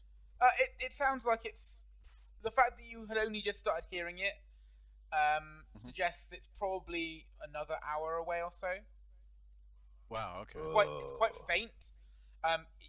The rest of the guys have to really strain to hear it. You guys just happen to have heard it because you were sat, just like bored. Nothing else going on. Yeah. All right. It's quite a ways away. I mean, Let's head downstream. okay, so we're going back downstream for the 2 hours to get to the jetty, and then carrying on after that. In Going all with the fairness, current. out of character, if we rode upstream and it was that yeah, hard it's for not 2 gonna take hours, as it's long going to to take get us back like down. 10 minutes to get back. Fair. I actually look behind us. I can still see the jetty. Can't I? Yeah, you're like a meter away. I For 2 hours. I draw the anchor up. Do you undo the rope from round the jetty?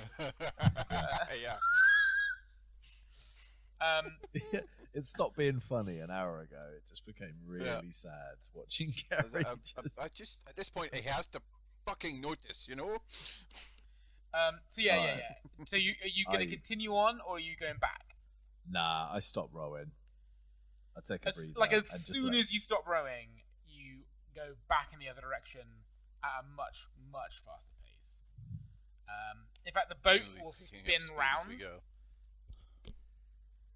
And it literally is only just wide enough for the boat to turn. That was lucky. And you will start making your way downstream.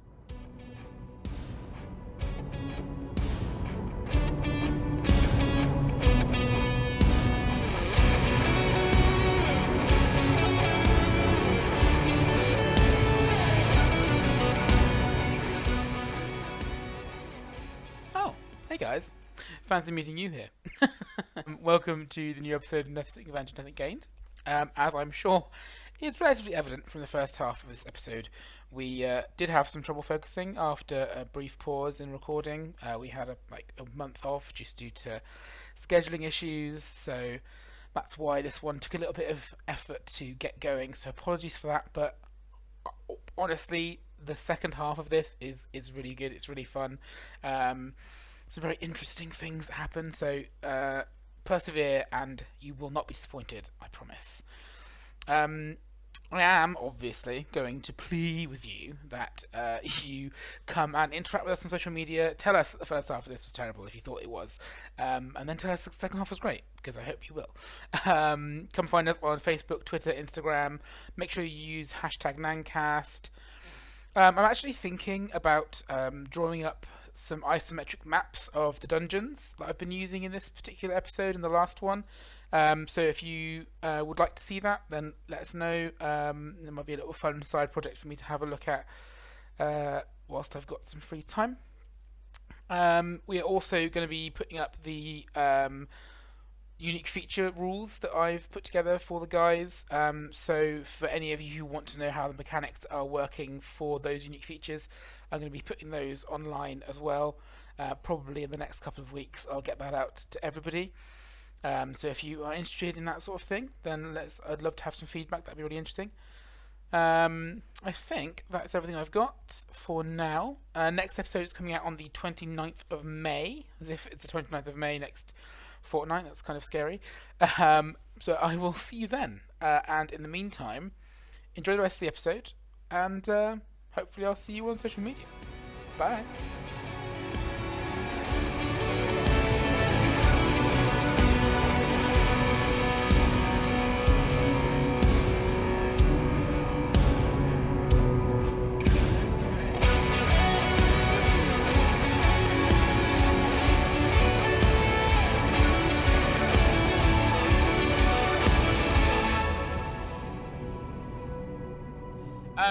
So yeah, you end up going downstream.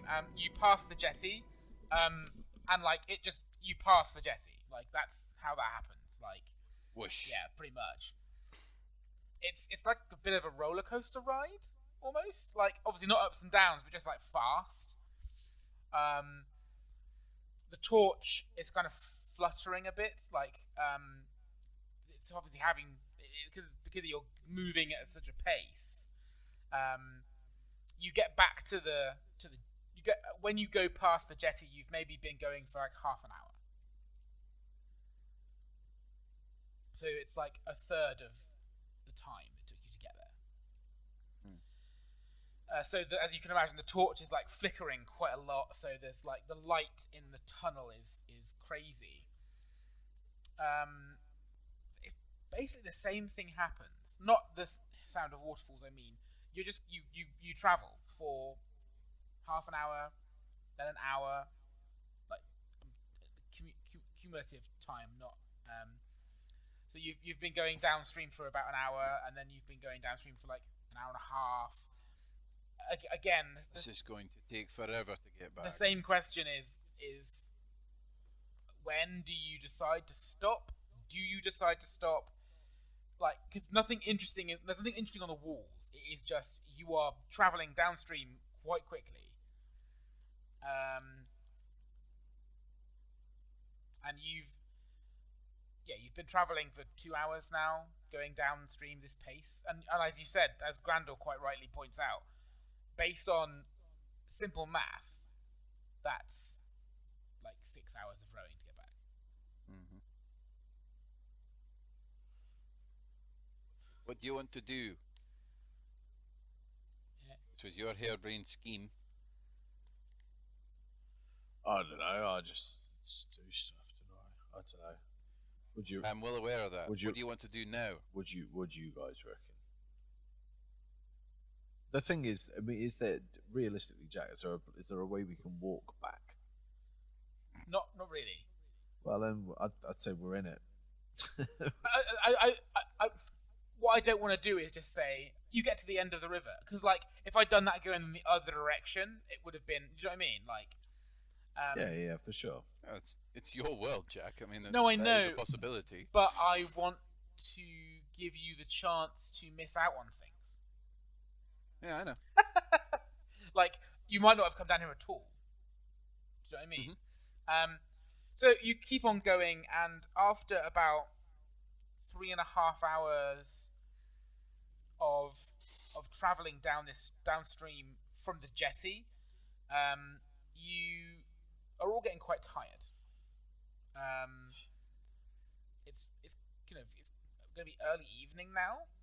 You've been down here on the river alone for like 6 hours. And it was already like, midday when you came down into the underground anyway. And as you're thinking that, the tunnel opens out to there's no tunnel. You're not in a tunnel anymore. You are in the open air. You think? Probably. What, like outside? Well, you can't see a ceiling. Jack, Can we see Jack, stars? it's the moon now. No, it's not. I do a. You can't see a ceiling. Like, I shout like "hello," and I expect there to be an echo. Is there an echo? There is an echo, yeah. Now batting Manny Mota. But your pace does slow. Like, you're now travelling on momentum rather than current. Does it sun start rowing again, basically? We want to make any sort of headway. Well, as you kind of put your hands on the oars and you start rowing, I assume you just kind of continue rowing in the same direction as kind of what like you shot out of. As you like come out of the tunnel, you end up kind of just floating, and you slow, as I said, you kind of slow down and you're on this lake. And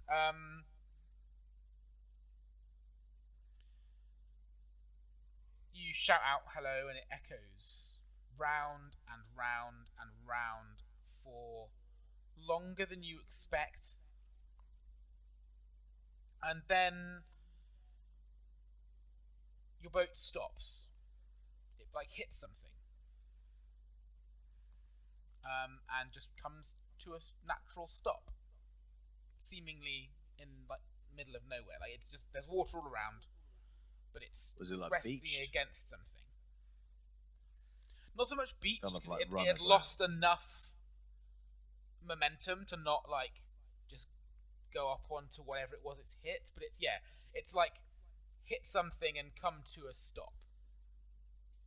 Can I put my hand outside of the boat and feel down? Like what's under? Yeah. So under the It's water, flat. about maybe up to like mid elbow, if you put your fingers in.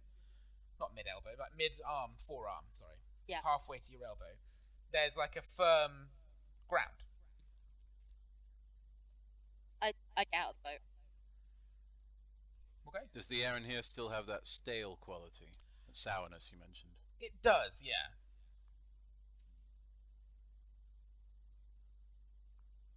I'll get out of the boat too. Okay. Yeah, I'll follow.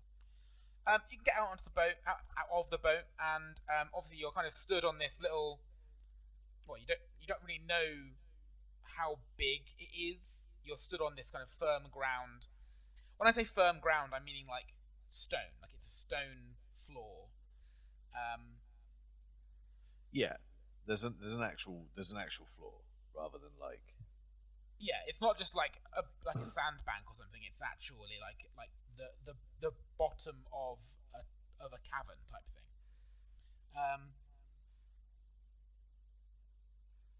I light a torch and I start like walking forward to like feel out if there's a wall around me. So or...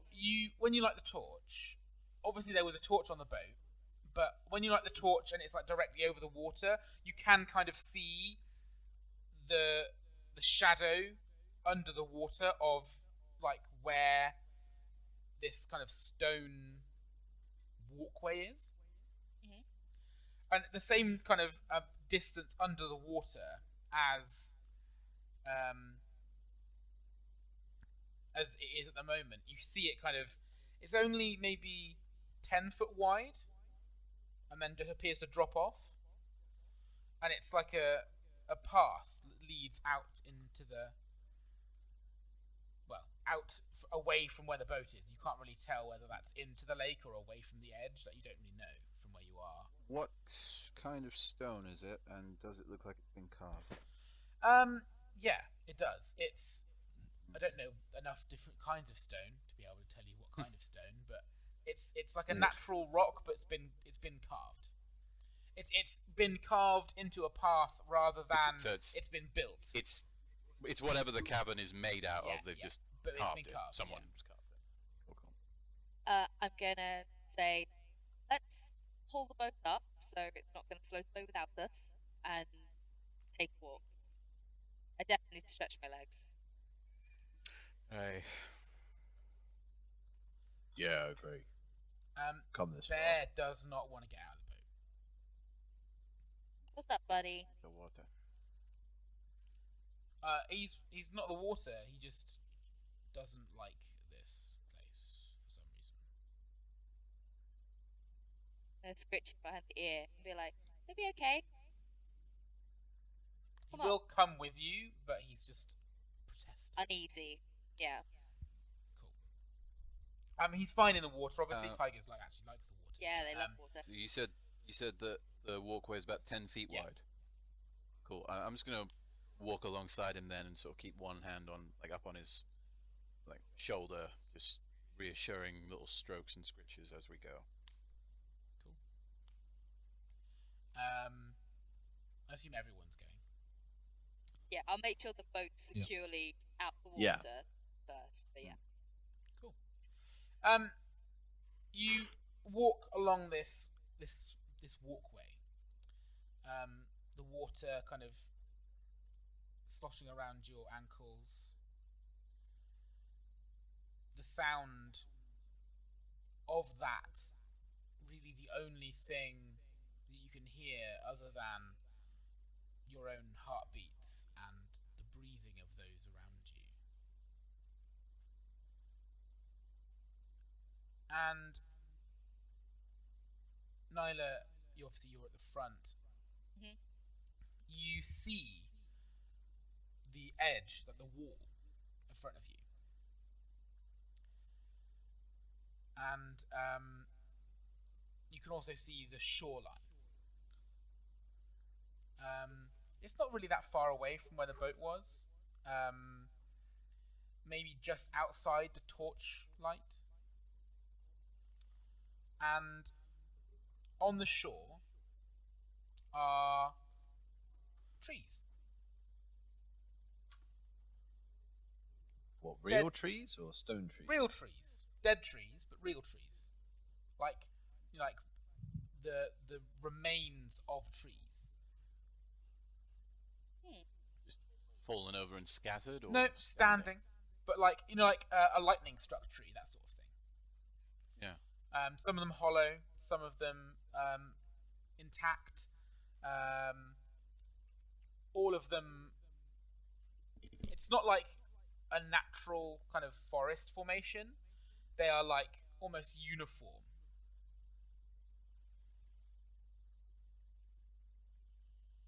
I'll go up to the trees. Have a nose. Damn peculiar. The tree that you get to, the earth that they are kind of not growing out of, but standing in, is it's like sandy dirt. The shore is like there's not really almost any movement at all from the water. It's like lapping very gently, but there's not really much motion on the shore at all. And when you get up to the tree, you see that this one is actually hollow.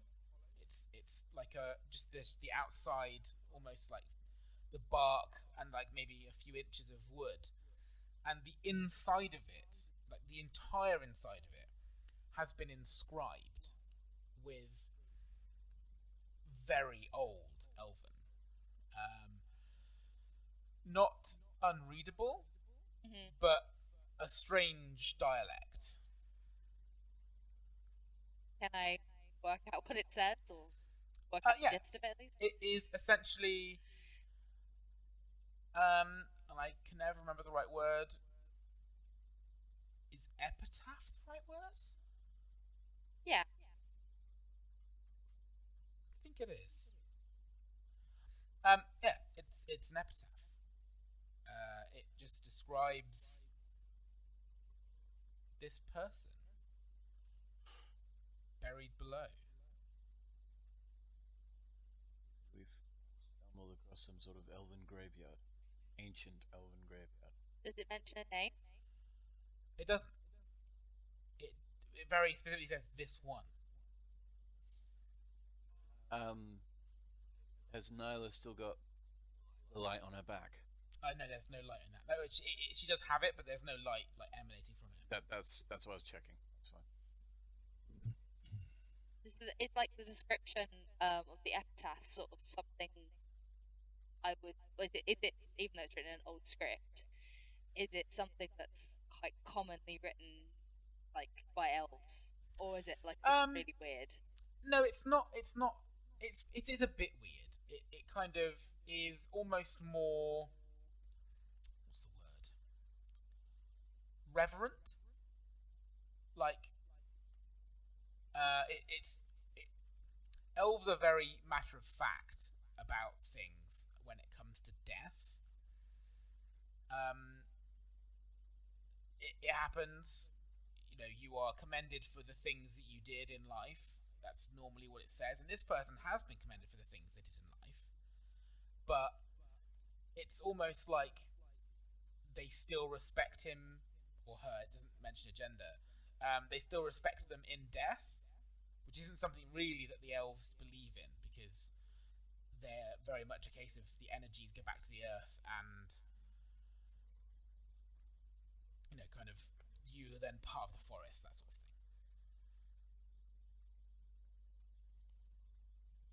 How many of these can we see in the range of the torchlight? They're kind of in a uniform line around the edge of the wall. So you probably can see, how far does torchlight go? 60 foot? 30, Yeah, I 30 think foot 30 and then is it? 30 foot bright, 60 foot dim. Yeah. So I mean, so the guys with dark vision can see into the dimness, and you can probably see about 10 or 15 of them. And they've all got And there's writing? just- You can't see that from It's that the one distance, row. but Oh, okay. if you were to go and look, yes, they all have writing. Some is on the inside, some is on the outside.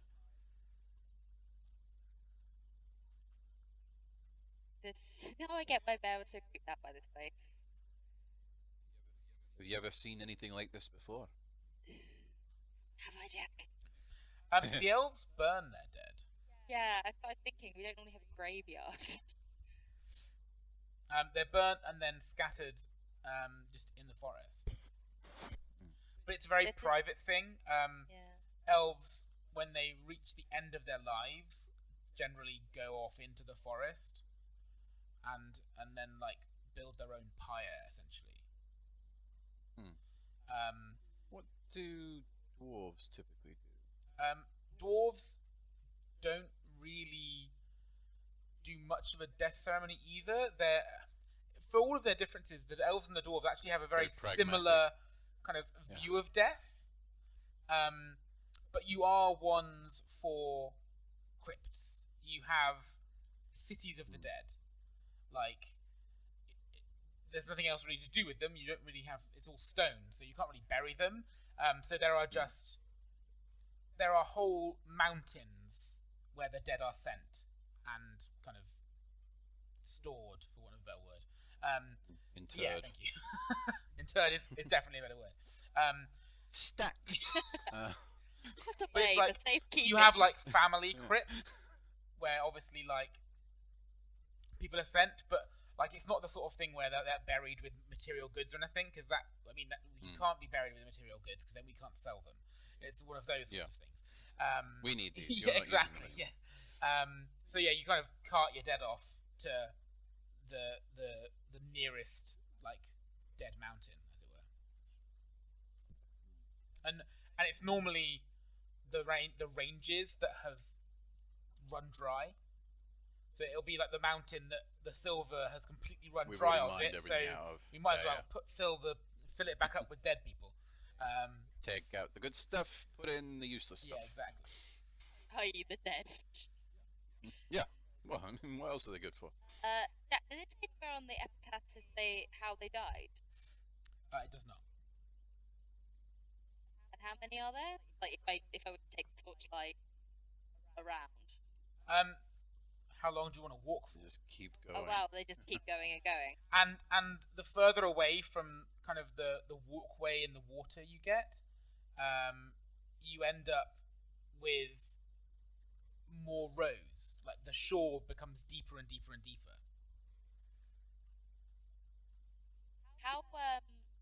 How long ago would this script be attributed to? You don't know really enough about that to make a guess. That's fine. So when Nyla goes off just exploring for a little ways to see, is there an edge to this, how many are there, etc. Grandal's going to follow. Can I sense anything of value in the immediate area? Give me a give me a sniff check, whatever that is you do normally for that. I think it's, Well, for the inherent thing, I normally do just 2 percentile. I'll do that then. That is not the right dice. Hang on.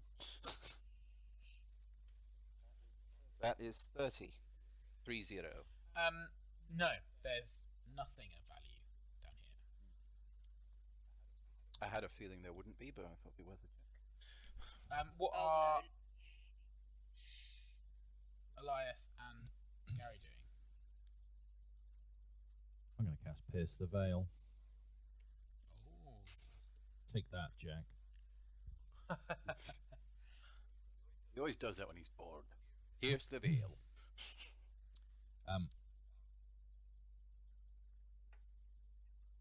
So my eyes go milky. I pass my dark and dangerous magic check. and I am able to pinpoint and identify magic within the 30-foot radius. And I'm going to have a wander. Okay. Nyla seems like she's strolling around, so I'll keep up with her. Yeah, I'm going to follow Elias.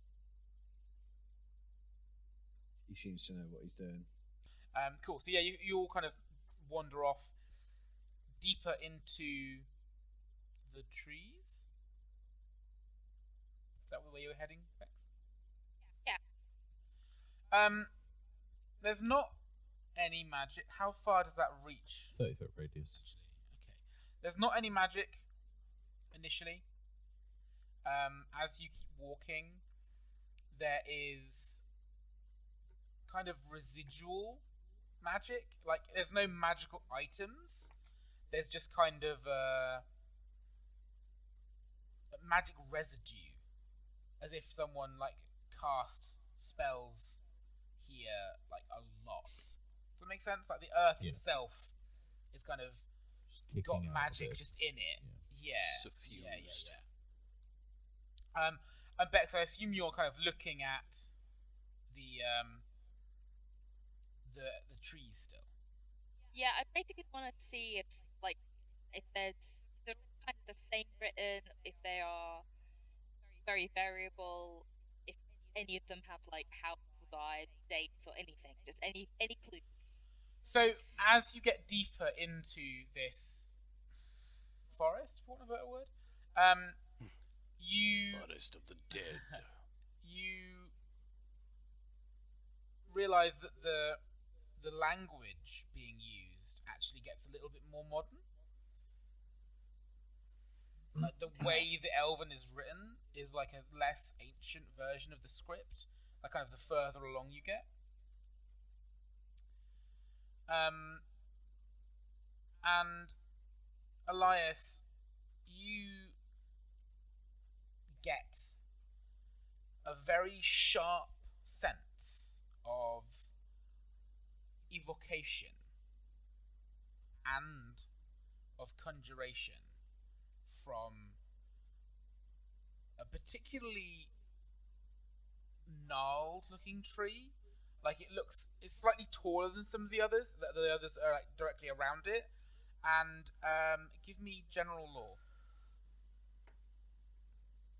That is a 5, which is a great success. And it does kind of make you think of the way that it is. It makes you think of that tree in the Mage's Folly Wood, the big oak tree that you walked through, in that it's kind of split in half. And that there's kind of a magic sense coming from the two halves. One is very evocation, and the other is very conjuration. I'll go up to it and just sort of like run my hand up and down like the inside of it. Like, what do you reckon happened here? Does it look like it's like naturally split or? Yeah, it does look like it's been hit by lightning. It's very similar to the one in the forest, the Mage's Folly Wood. I'm not quite sure, Gary. It's very magical. I would be careful, but This is covered in writing inside and out on both halves. what does it say? What does it say? What it says is it says these ones both have the same writing on them for the most part, except one very definitely says he, and the other one definitely says she in the relative places. And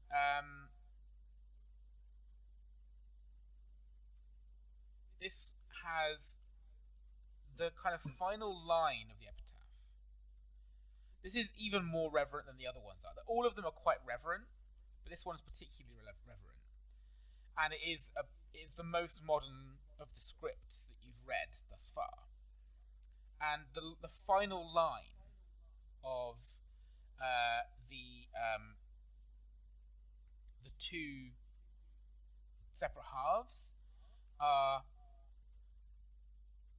says, "Bound by roots, the sun and moon here forever joined." I take it all of the carving over the both of them, it's all in Elven. Yeah, it is. Yeah. Okay.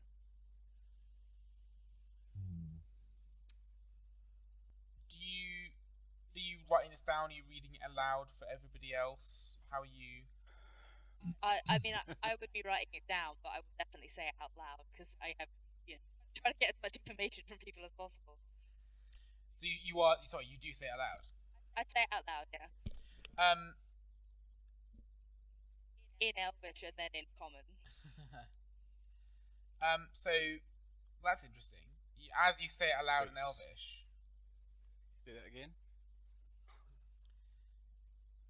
Bound by roots, the sun and moon forever here joy. But I understood that. Both ways. Really? Really? You can speak Elvish now. Well, there's no one else as I well who doesn't understand Elvish Don't anymore. think so. I mean, I'm gonna. No, I can't speak Elvish. Definitely not. I'm just gonna I start wouldn't. speaking in Elvish and just just saying loads of random stuff. I mean, Describing I bear. understand the words. What you're saying doesn't make any sense, but I understand the words. Huh. Grandal, do me a luck dex check if you would like to. I would love to. If you don't want to, so I'll tell die. you what Then what the you'll just cause die now. is. So there is a very, very bad pain in your back, Oh, okay. like hot. Oof, My oof, oof. sciatic. Luck dex check. I rolled a 5, which is a great success. Cool. Lower your dex. Drop by my luck. luck. Lower your dex by 1. No, I'm not lowering my dex. Thank you very much. So I refuse. I succeeded. you basically, as you start to feel the pain, you kind of instinctively slip your backpack off your back, and as it hits the ground, the orb kind of rolls out of it, and it is glowing, like white hot. Mm-hmm. Elias, BT Dubs, My is eyes. a little bit magic. Yeah. Yeah, figured as much. I imagine we It's- all see it, do we? Oh yeah, but this is like Elias is like that's magic because obviously he's got Pierce the Veil active, and He has looked at it before. He knows that it's magic. But in this general, is or like capable of magic. very magic right now, Super magic. and you can see the vines like twisting around, like some of them even begin to like peel off of it. It's never done that before. Try taking it to the trees, Grandal.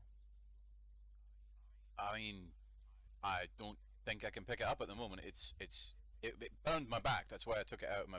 That's why I took off my backpack. You know, it's white hot.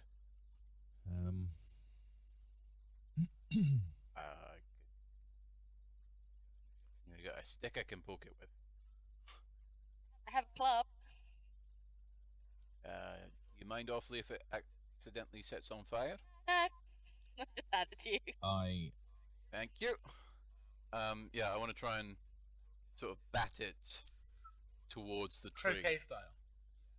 Yeah, basically. Cool. What were you about to say? Well, I was going to cast a spell. Okay. I mean, as Grandal bats it, what were you going to cast? Well, I was going to cast Hand of the Void. Oh, And- okay. and pick it up. Okay. But if he's going to go over it, I'm not going to cast a spell if he's just going to... That makes sense.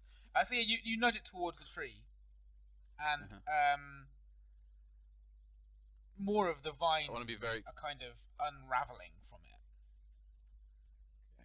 I'm being very, very careful not to let it touch the tree because I don't want the tree to catch on fire. I'm getting close up to it, Yeah. but not. Once you're within, right up to like, it. so you could quite easily have it sat in between the two halves of this tree where they've kind of split apart. And once it gets to that point, the vines that make this ball, or that you thought made this ball, completely open up. And in the center of the this remnant of elven creation is a small square, almost like a snuff box. Okay. On it is inscribed the picture of a moth and a butterfly. It's like carved on this silver box, and you hear emanate from within, the echoing around this room, this huge cavern, the elf woman. And she says, "The lock is broken by ancient bonds. The Never Elf will be lost." Did we all hear that? Everybody heard that. Okay. Nyla just gasps and like drops to her knees. It's like, no, this can't, no. What did you do? All right, help me out, lass. What does this mean? Oh, it can't be.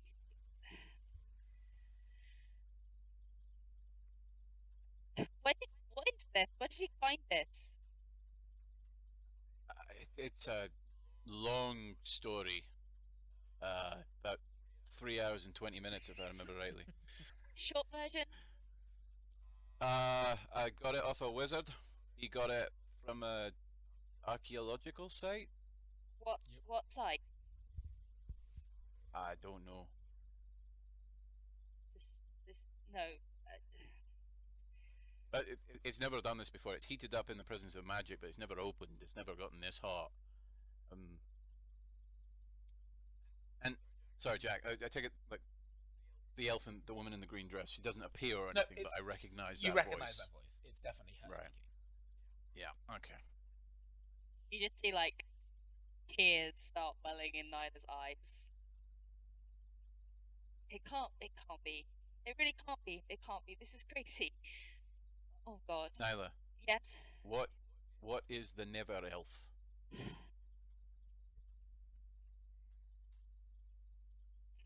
People who voluntarily leave the Elven Forest are referred to as Jaxion, which means never elf. Someone who abandons the elves. They're basically seen as Alright. outcasts. Okay. My brother is one of these.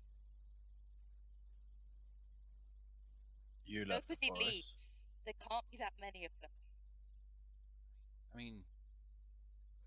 I mean, this is ancient. You know, it might not necessarily refer to your brother. He mentioned the moth and the butterfly.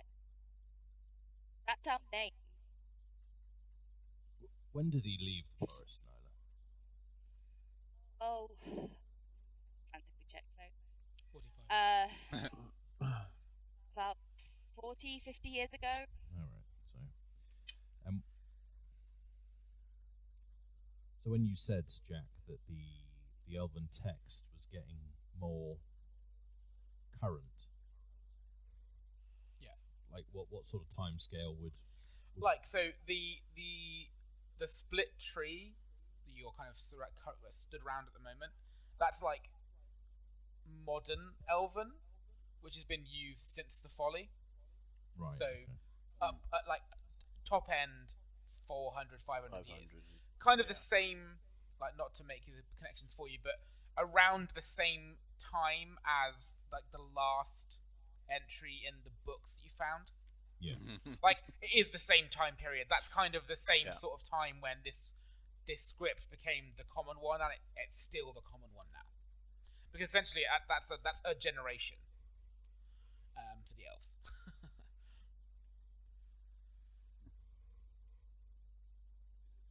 Is it still burning white hot? Oh yeah, I was just letting you kind of have a little bit of a discussion. Essentially, the vines will twist around and kind of push into the ground, and they will stop glowing. Elias, the magic that you can sense, begins to spread across the earth below you. And the snuff box with the butterfly and the moth on it is just left on the earth in between the split trees. Is that magical? It's not. Well, it's not overtly magical. It's got like a strong magical residue on it from where it was like just in the middle of a very magical thing happening. But it's currently it's not generating. It's not its doing own. anything magical at the minute. Yeah. I- It's hard to tell with so much magic going on at the moment. Like, does that make sense? I think that's probably Yeah. that's probably fair. You've never experienced this much magic all at once, to be honest. Grandal very gingerly reaches slowly towards it, sort of waiting for the point where he can feel the heat coming Very off it, funny. and at that point we'll pick up the snuff box and examine it. It's a beautiful little silver snuff box. The inscript, like the carvings of the moth and the butterfly, are absolutely like you can't even comprehend how they're so detailed. Like even as a Right. dwarf, that's impressive work. Like Da Vinci level of Yeah, detail. yeah, that and like kind of- it's got like little legs that it stands on, with like filigree, like it's like a little like Baroque style footstool, but like do you know what I mean, like a box, with Mhm. little tiny legs that it stands on, and a teeny tiny lock. I, having sort of examined it, like obviously the immediate temptation, especially as a dwarf, and especially as this kind of dwarf, is to open it. But before I do anything else, I hold it out towards Nyla. I mean, I don't know if it would spark any recognition from me, but I doubt it. I feel like you've had such a strong reaction to this. Like, Grandal feels like, you should have first refusal. Like if anybody's going to open this, it should probably be you. But if you don't want to, then I will. Yes, so I think that, as I say, I would say, Nyla, that you get a feel, like something says this is the thing you were looking for, maybe? Okay, in which case I will take it. Grandal hands it over without saying anything, and then just sort of crowds up to you to see what it is when you open it. I want to like turn it over in my hands first, give it a really good look. It's very pretty. Yeah, well, See description I provided Grandal a moment. shiny. But there's yeah, nothing on it's, like the bottom or the No, side. there's no like writing or anything other than the moth and the butterfly. There's nothing else there. Can I open it? You can try. I will do that. It opens. Oh, perfect. Inside is a single pressed flower.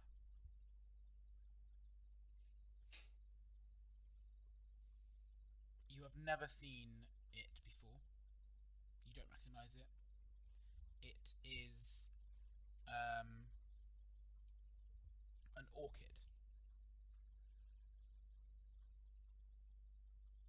And it is a single pressed orchid flower. I look really puzzled. This can't. So does Grandal. This can't be it.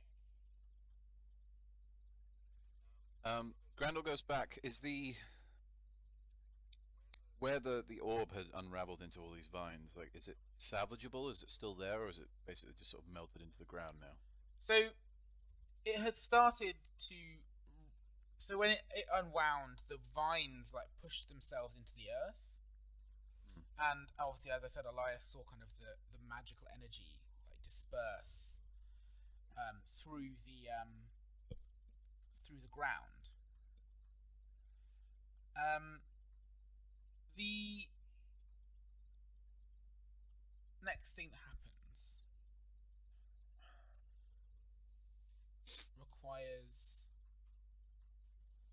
an initiative. I was going to preempt it. I thought, no, I'm just going to leave you to it.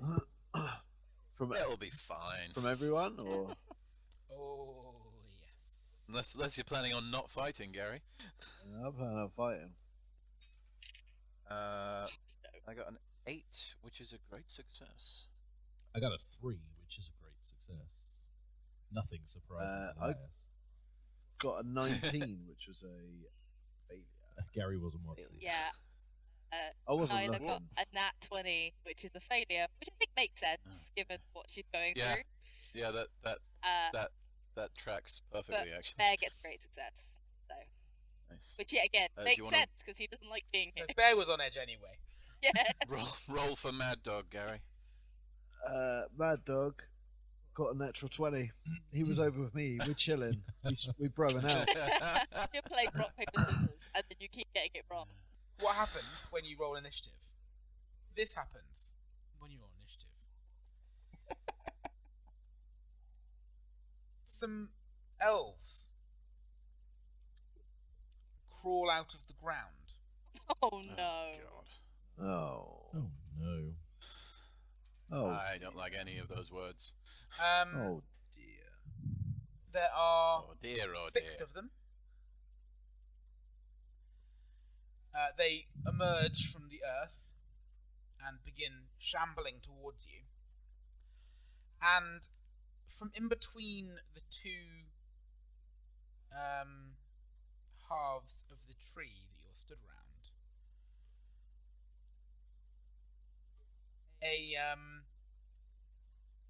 a spectral form coalesces. In one hand is a large, nasty-looking sword. In the other, a bundle of white-hot vines.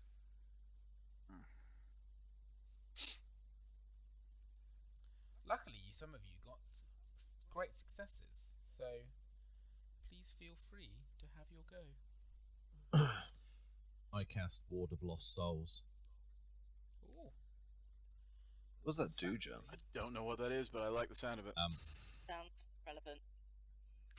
The caster radiates a field of protection out to 1 foot, which supernatural monsters cannot penetrate.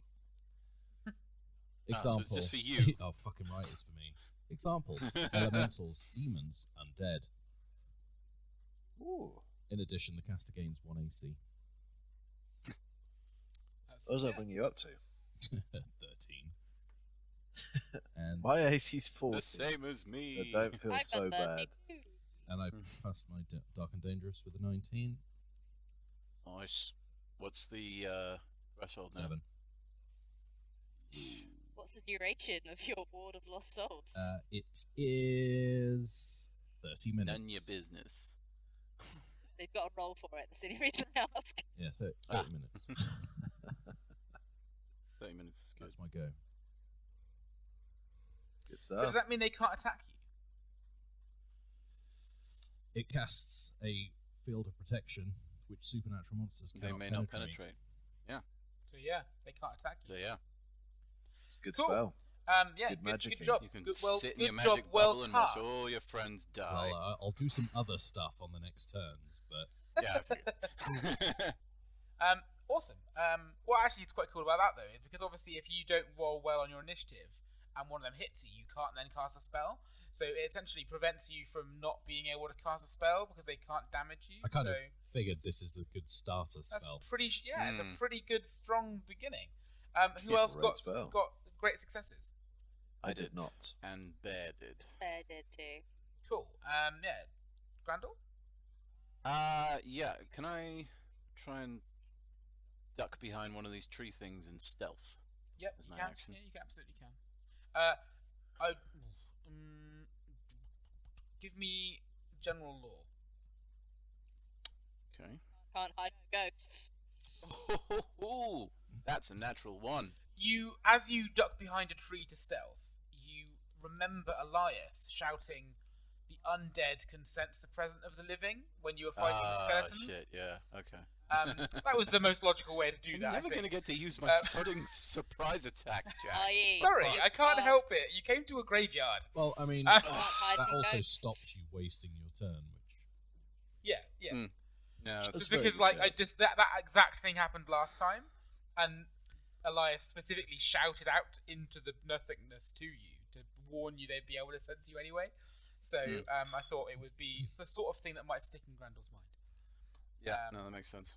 I feel like you would go towards the tree, and you're like, no, there's no fucking point. Well, I think I'll probably still duck behind the tree just to put Yeah. something between me and the undead. Mm-hmm. I don't know how much use I can be. You know, I've got axes and daggers. They're fucking zombies. I mean, they sound. I mean, that sounds like a good they tactic. don't sound terrible. Those things don't sound bad against zombies. Okay, so the ghost has risen up between the tree that we're standing right by, the split tree. How far away are the 6 zombies? They rose up Zombies. around, like at the trees around it, and they're all probably 15 foot away from the central tree. Okay. So 15 foot in a circle surrounding us. Yeah. Roughly. Pretty much. Like 15 foot radius circle, not diameter.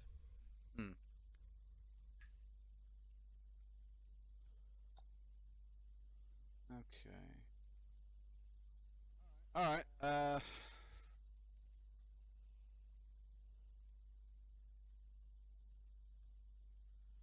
Alright, I'll shoot my crossbow at one of them. Cool. That is not great. It's 12 to hit. That hits. Nice.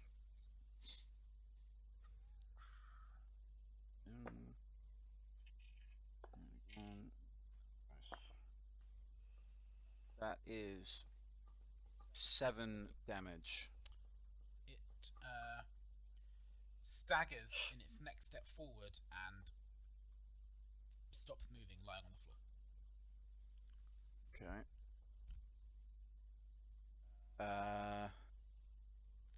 Yeah, that's all I'm gonna do. Cool. And Bear, I suppose.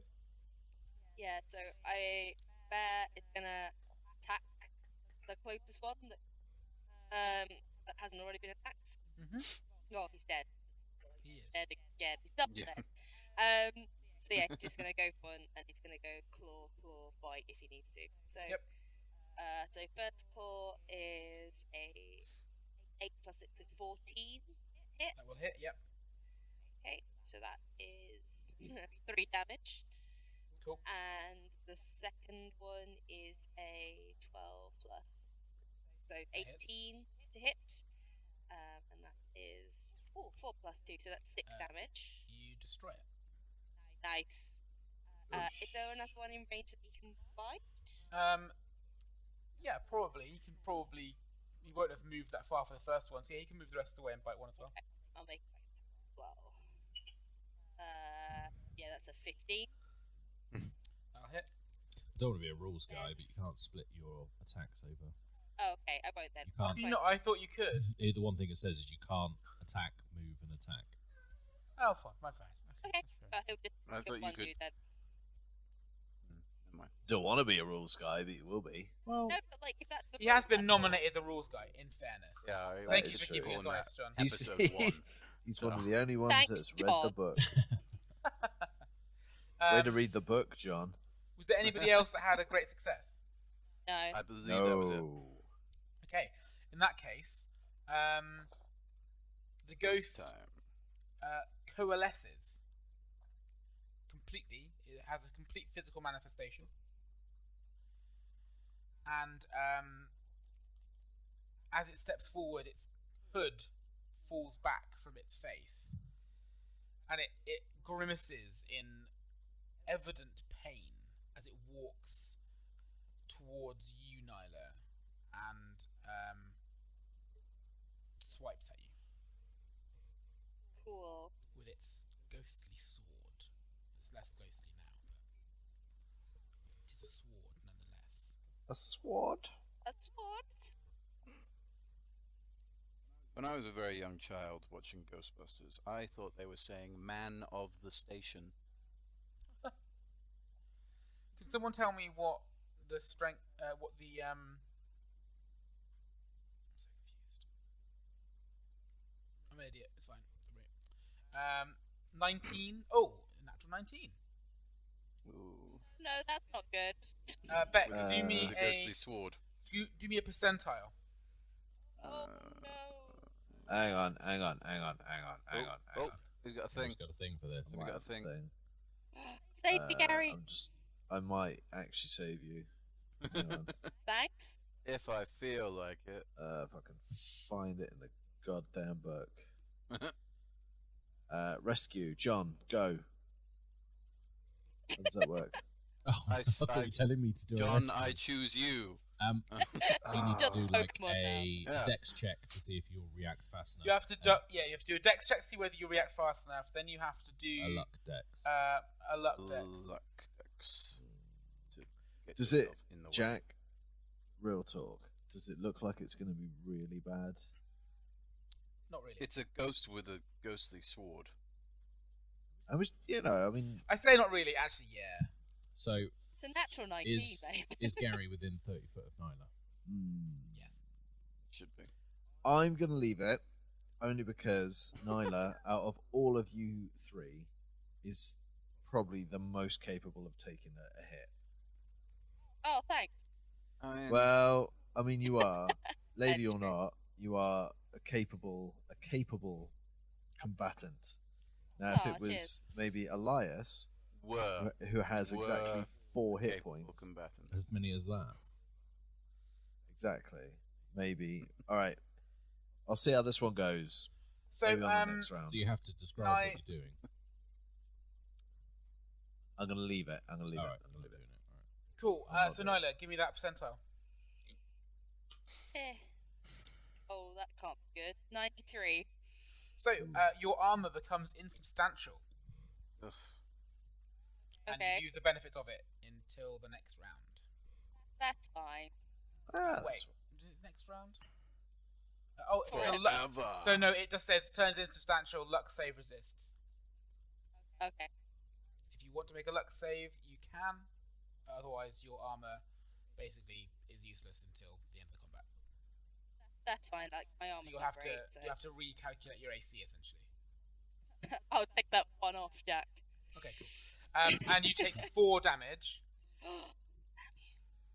and you Die. also I you also can, because this is a luck save, can make a luck will save to avoid losing 1d4 will points. Woo! I think Well, you might want to permanently. do that. Sure, I'll do that. Certainly Permanently? playing the role-playing version of Sekiro Shadows Die Twice. So that will save. Okay.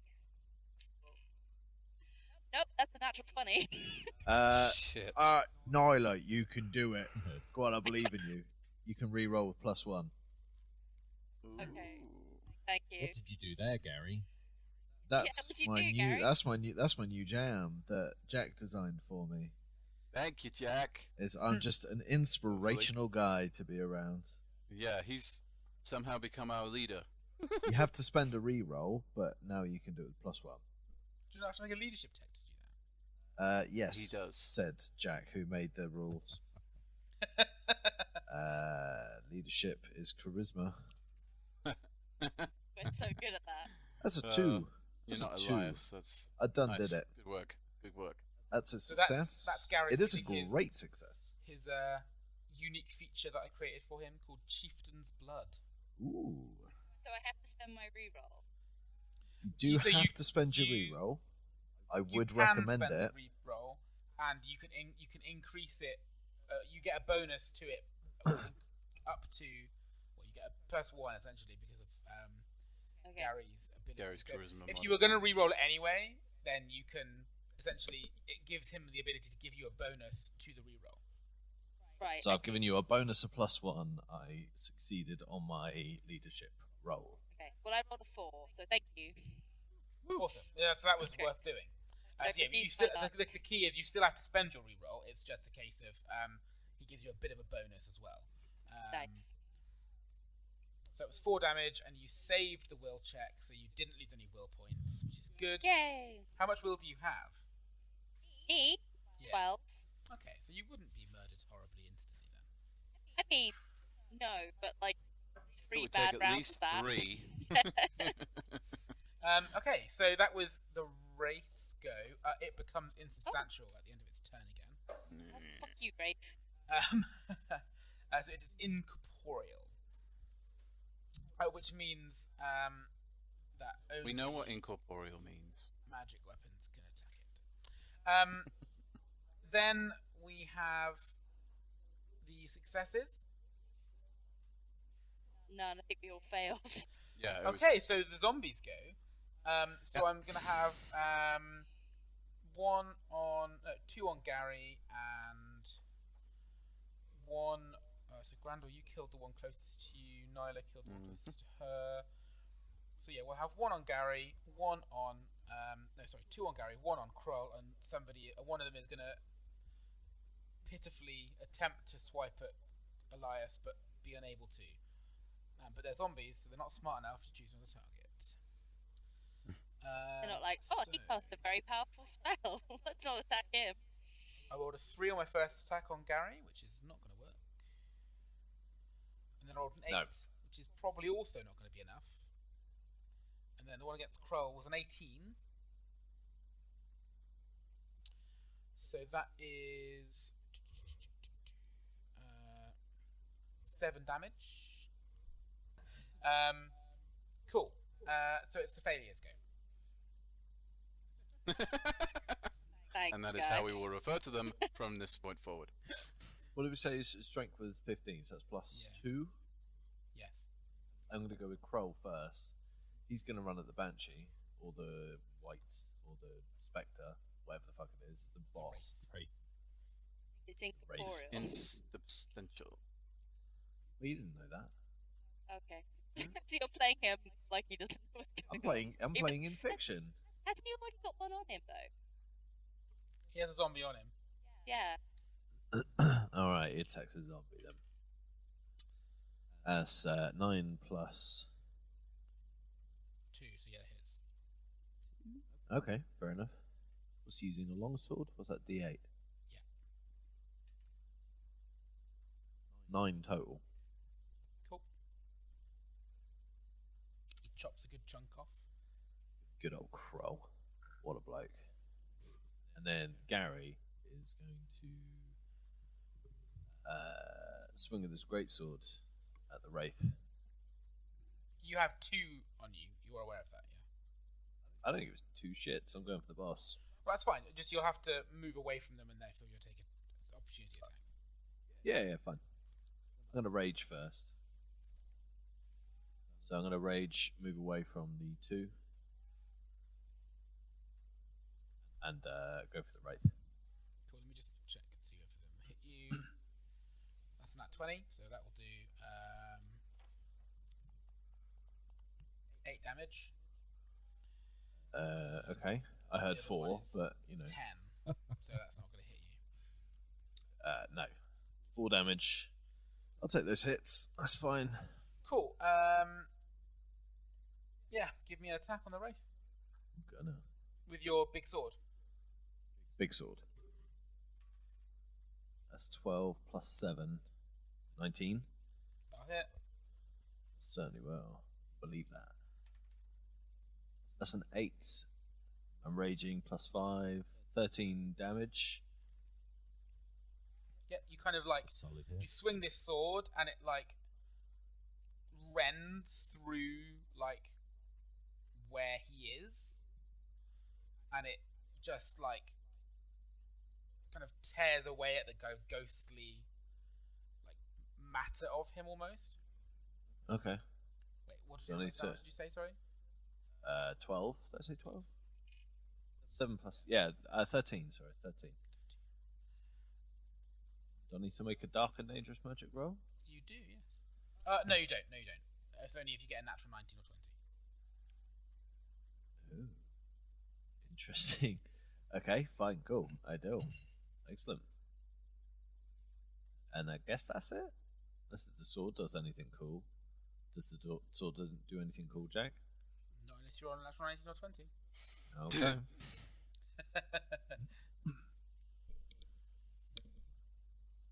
But yep.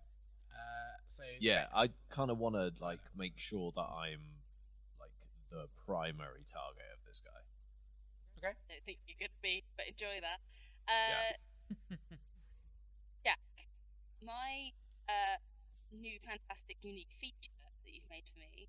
Yep. Do I need to be able to see the moon to cut the thing? No.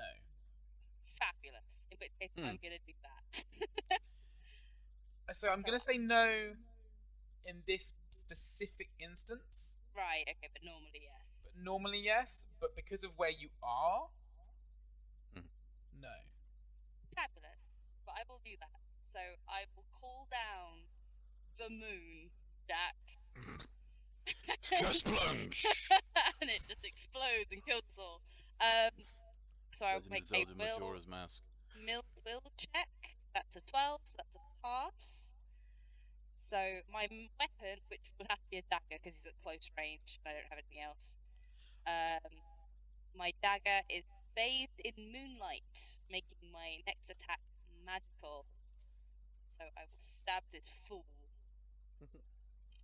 All up in him. all up in him. So that's a natural 19. It's a dagger, so it doesn't do anything. Annoyingly. It's a shame. Yeah, but I will roll some damage. So that is 2 plus 2 plus an extra 1, so that's 5 damage. Cool. Magic damage. Yeah. It like screams at that. It did not like that. Like you can see that the kind of the moonlight, like almost, it leaves your dagger and kind of like begins to almost like eat away at the wraith. Like it's kind of like it's getting inside it and then like shining out through like the rips in its like tattered robes and stuff. Cool. And is that everybody? It is. Roll initiative again. Makes you get total failure. No, I got a failure. Oh. No one got a total failure, did they? No.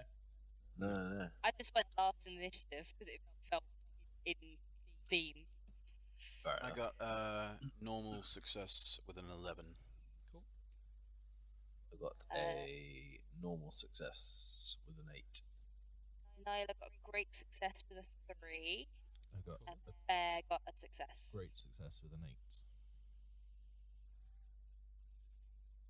So between you and Elias and Nyla, then who wants to go first? I'm going to try that again because that seemed like it worked perfectly. So I have to roll a will check. That's a natural 1, so great. Yeah. And then I will attack my dagger again. That is a 14. Yep, that hits. Fabulous. That's a 3. That's another 5 damage. So as you slice across this wraith's chest, more of this moonlight, like, almost burrows into him, and his like the light that's within him, like, just starts shining out through all the rips in his robes, like I was saying, and then it kind of glows behind his eyes, and just his whole being just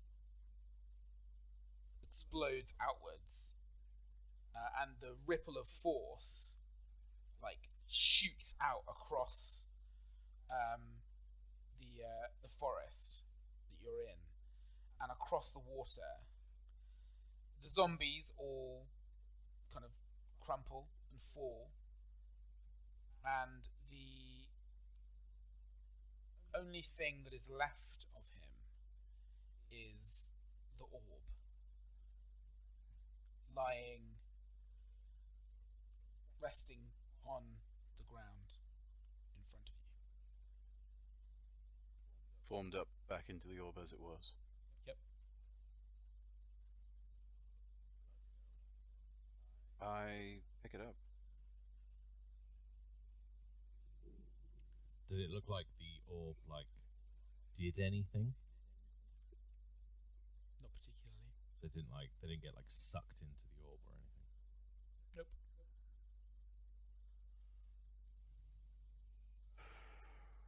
It's not a ghost trap. Just checking.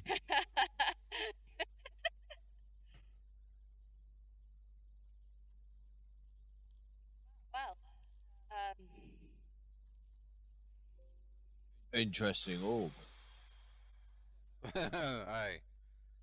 Nice orb. Understatement of the century. I'm gonna put the box in my bag, Hmm. and then say we should go back. I agree. See, it was worth coming down here, look, eh? You're all taking a piss, and now who's got to row for 6 hours to get? Oh shit! Now that'd be you.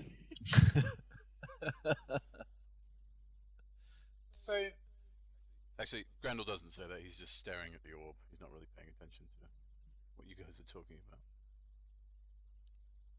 the orb, by the way, Elias, it didn't do anything, but it is definitely more overtly, inherently magical than it was when you investigated it the first time.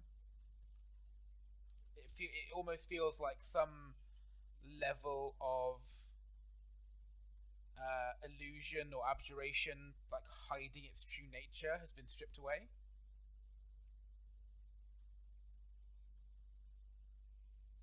What is it revealing now? It's abjuration magic still, but it's just like you can see it's magical, like it's obviously magical. Whereas before it was like only like vaguely magical, and only kind of from like the seams where like there were almost like cracks in it. If that makes sense.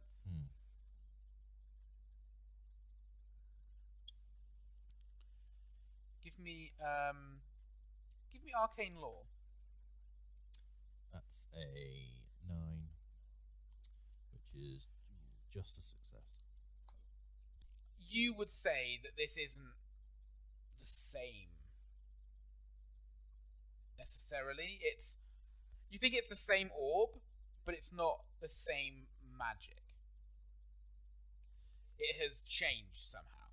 Obviously, you've just witnessed it change, but like it has evolved. Maybe is a better word. It's like it's almost as if you would guess that its primary purpose or function has changed, has shifted. Does that make sense? So can he feel a different school of magic coming off of it? No, it's still abjuration magic, but it Okay.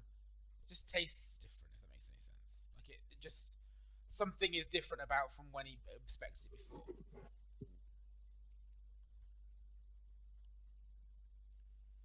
So where exactly did you get this orb, Grandal? Well, like I said, I got it off a wizard.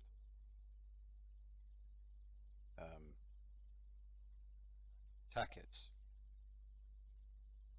I got it off Tackets. Oh, snap. I mean, you do realise who that is. Aye. He advised me essentially to take it and run from the city.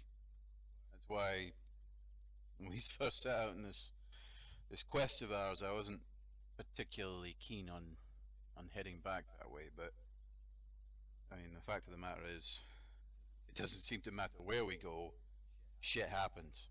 The box wasn't empty, was it, Grandal? What box? The box that Tackett's found. Ah, no.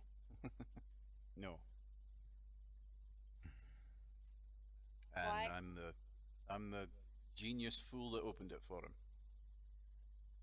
Why did he say to leave the city? Well, he felt it was dangerous. Something about the magic contained within this is beyond.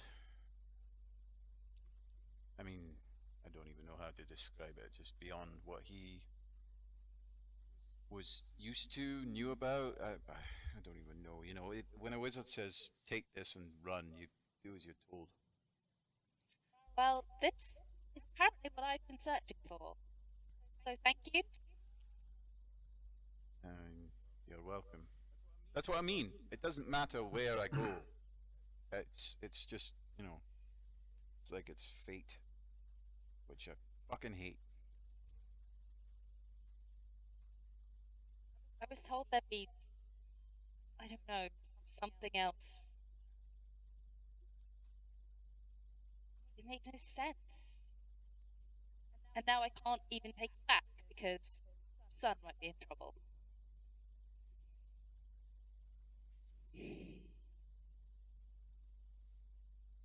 I'm just gonna start walking back to the boat. Bear. Grandal puts the orb back in his backpack. Bear will be like headbutting you, Yeah. Nyla, and is like but in a different direction to how you're trying to walk. I will listen to my tiger. He essentially, obviously, with your animal ken thing, you can kind of he smells like fresher air. Okay.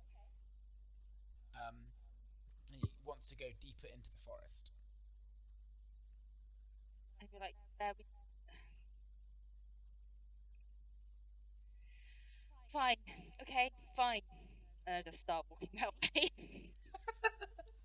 Why am I listening to a tiger, Jack? Well, it's your choice. You don't have to. I know, it's my choice. That's near me wrong before. He's a wide soul.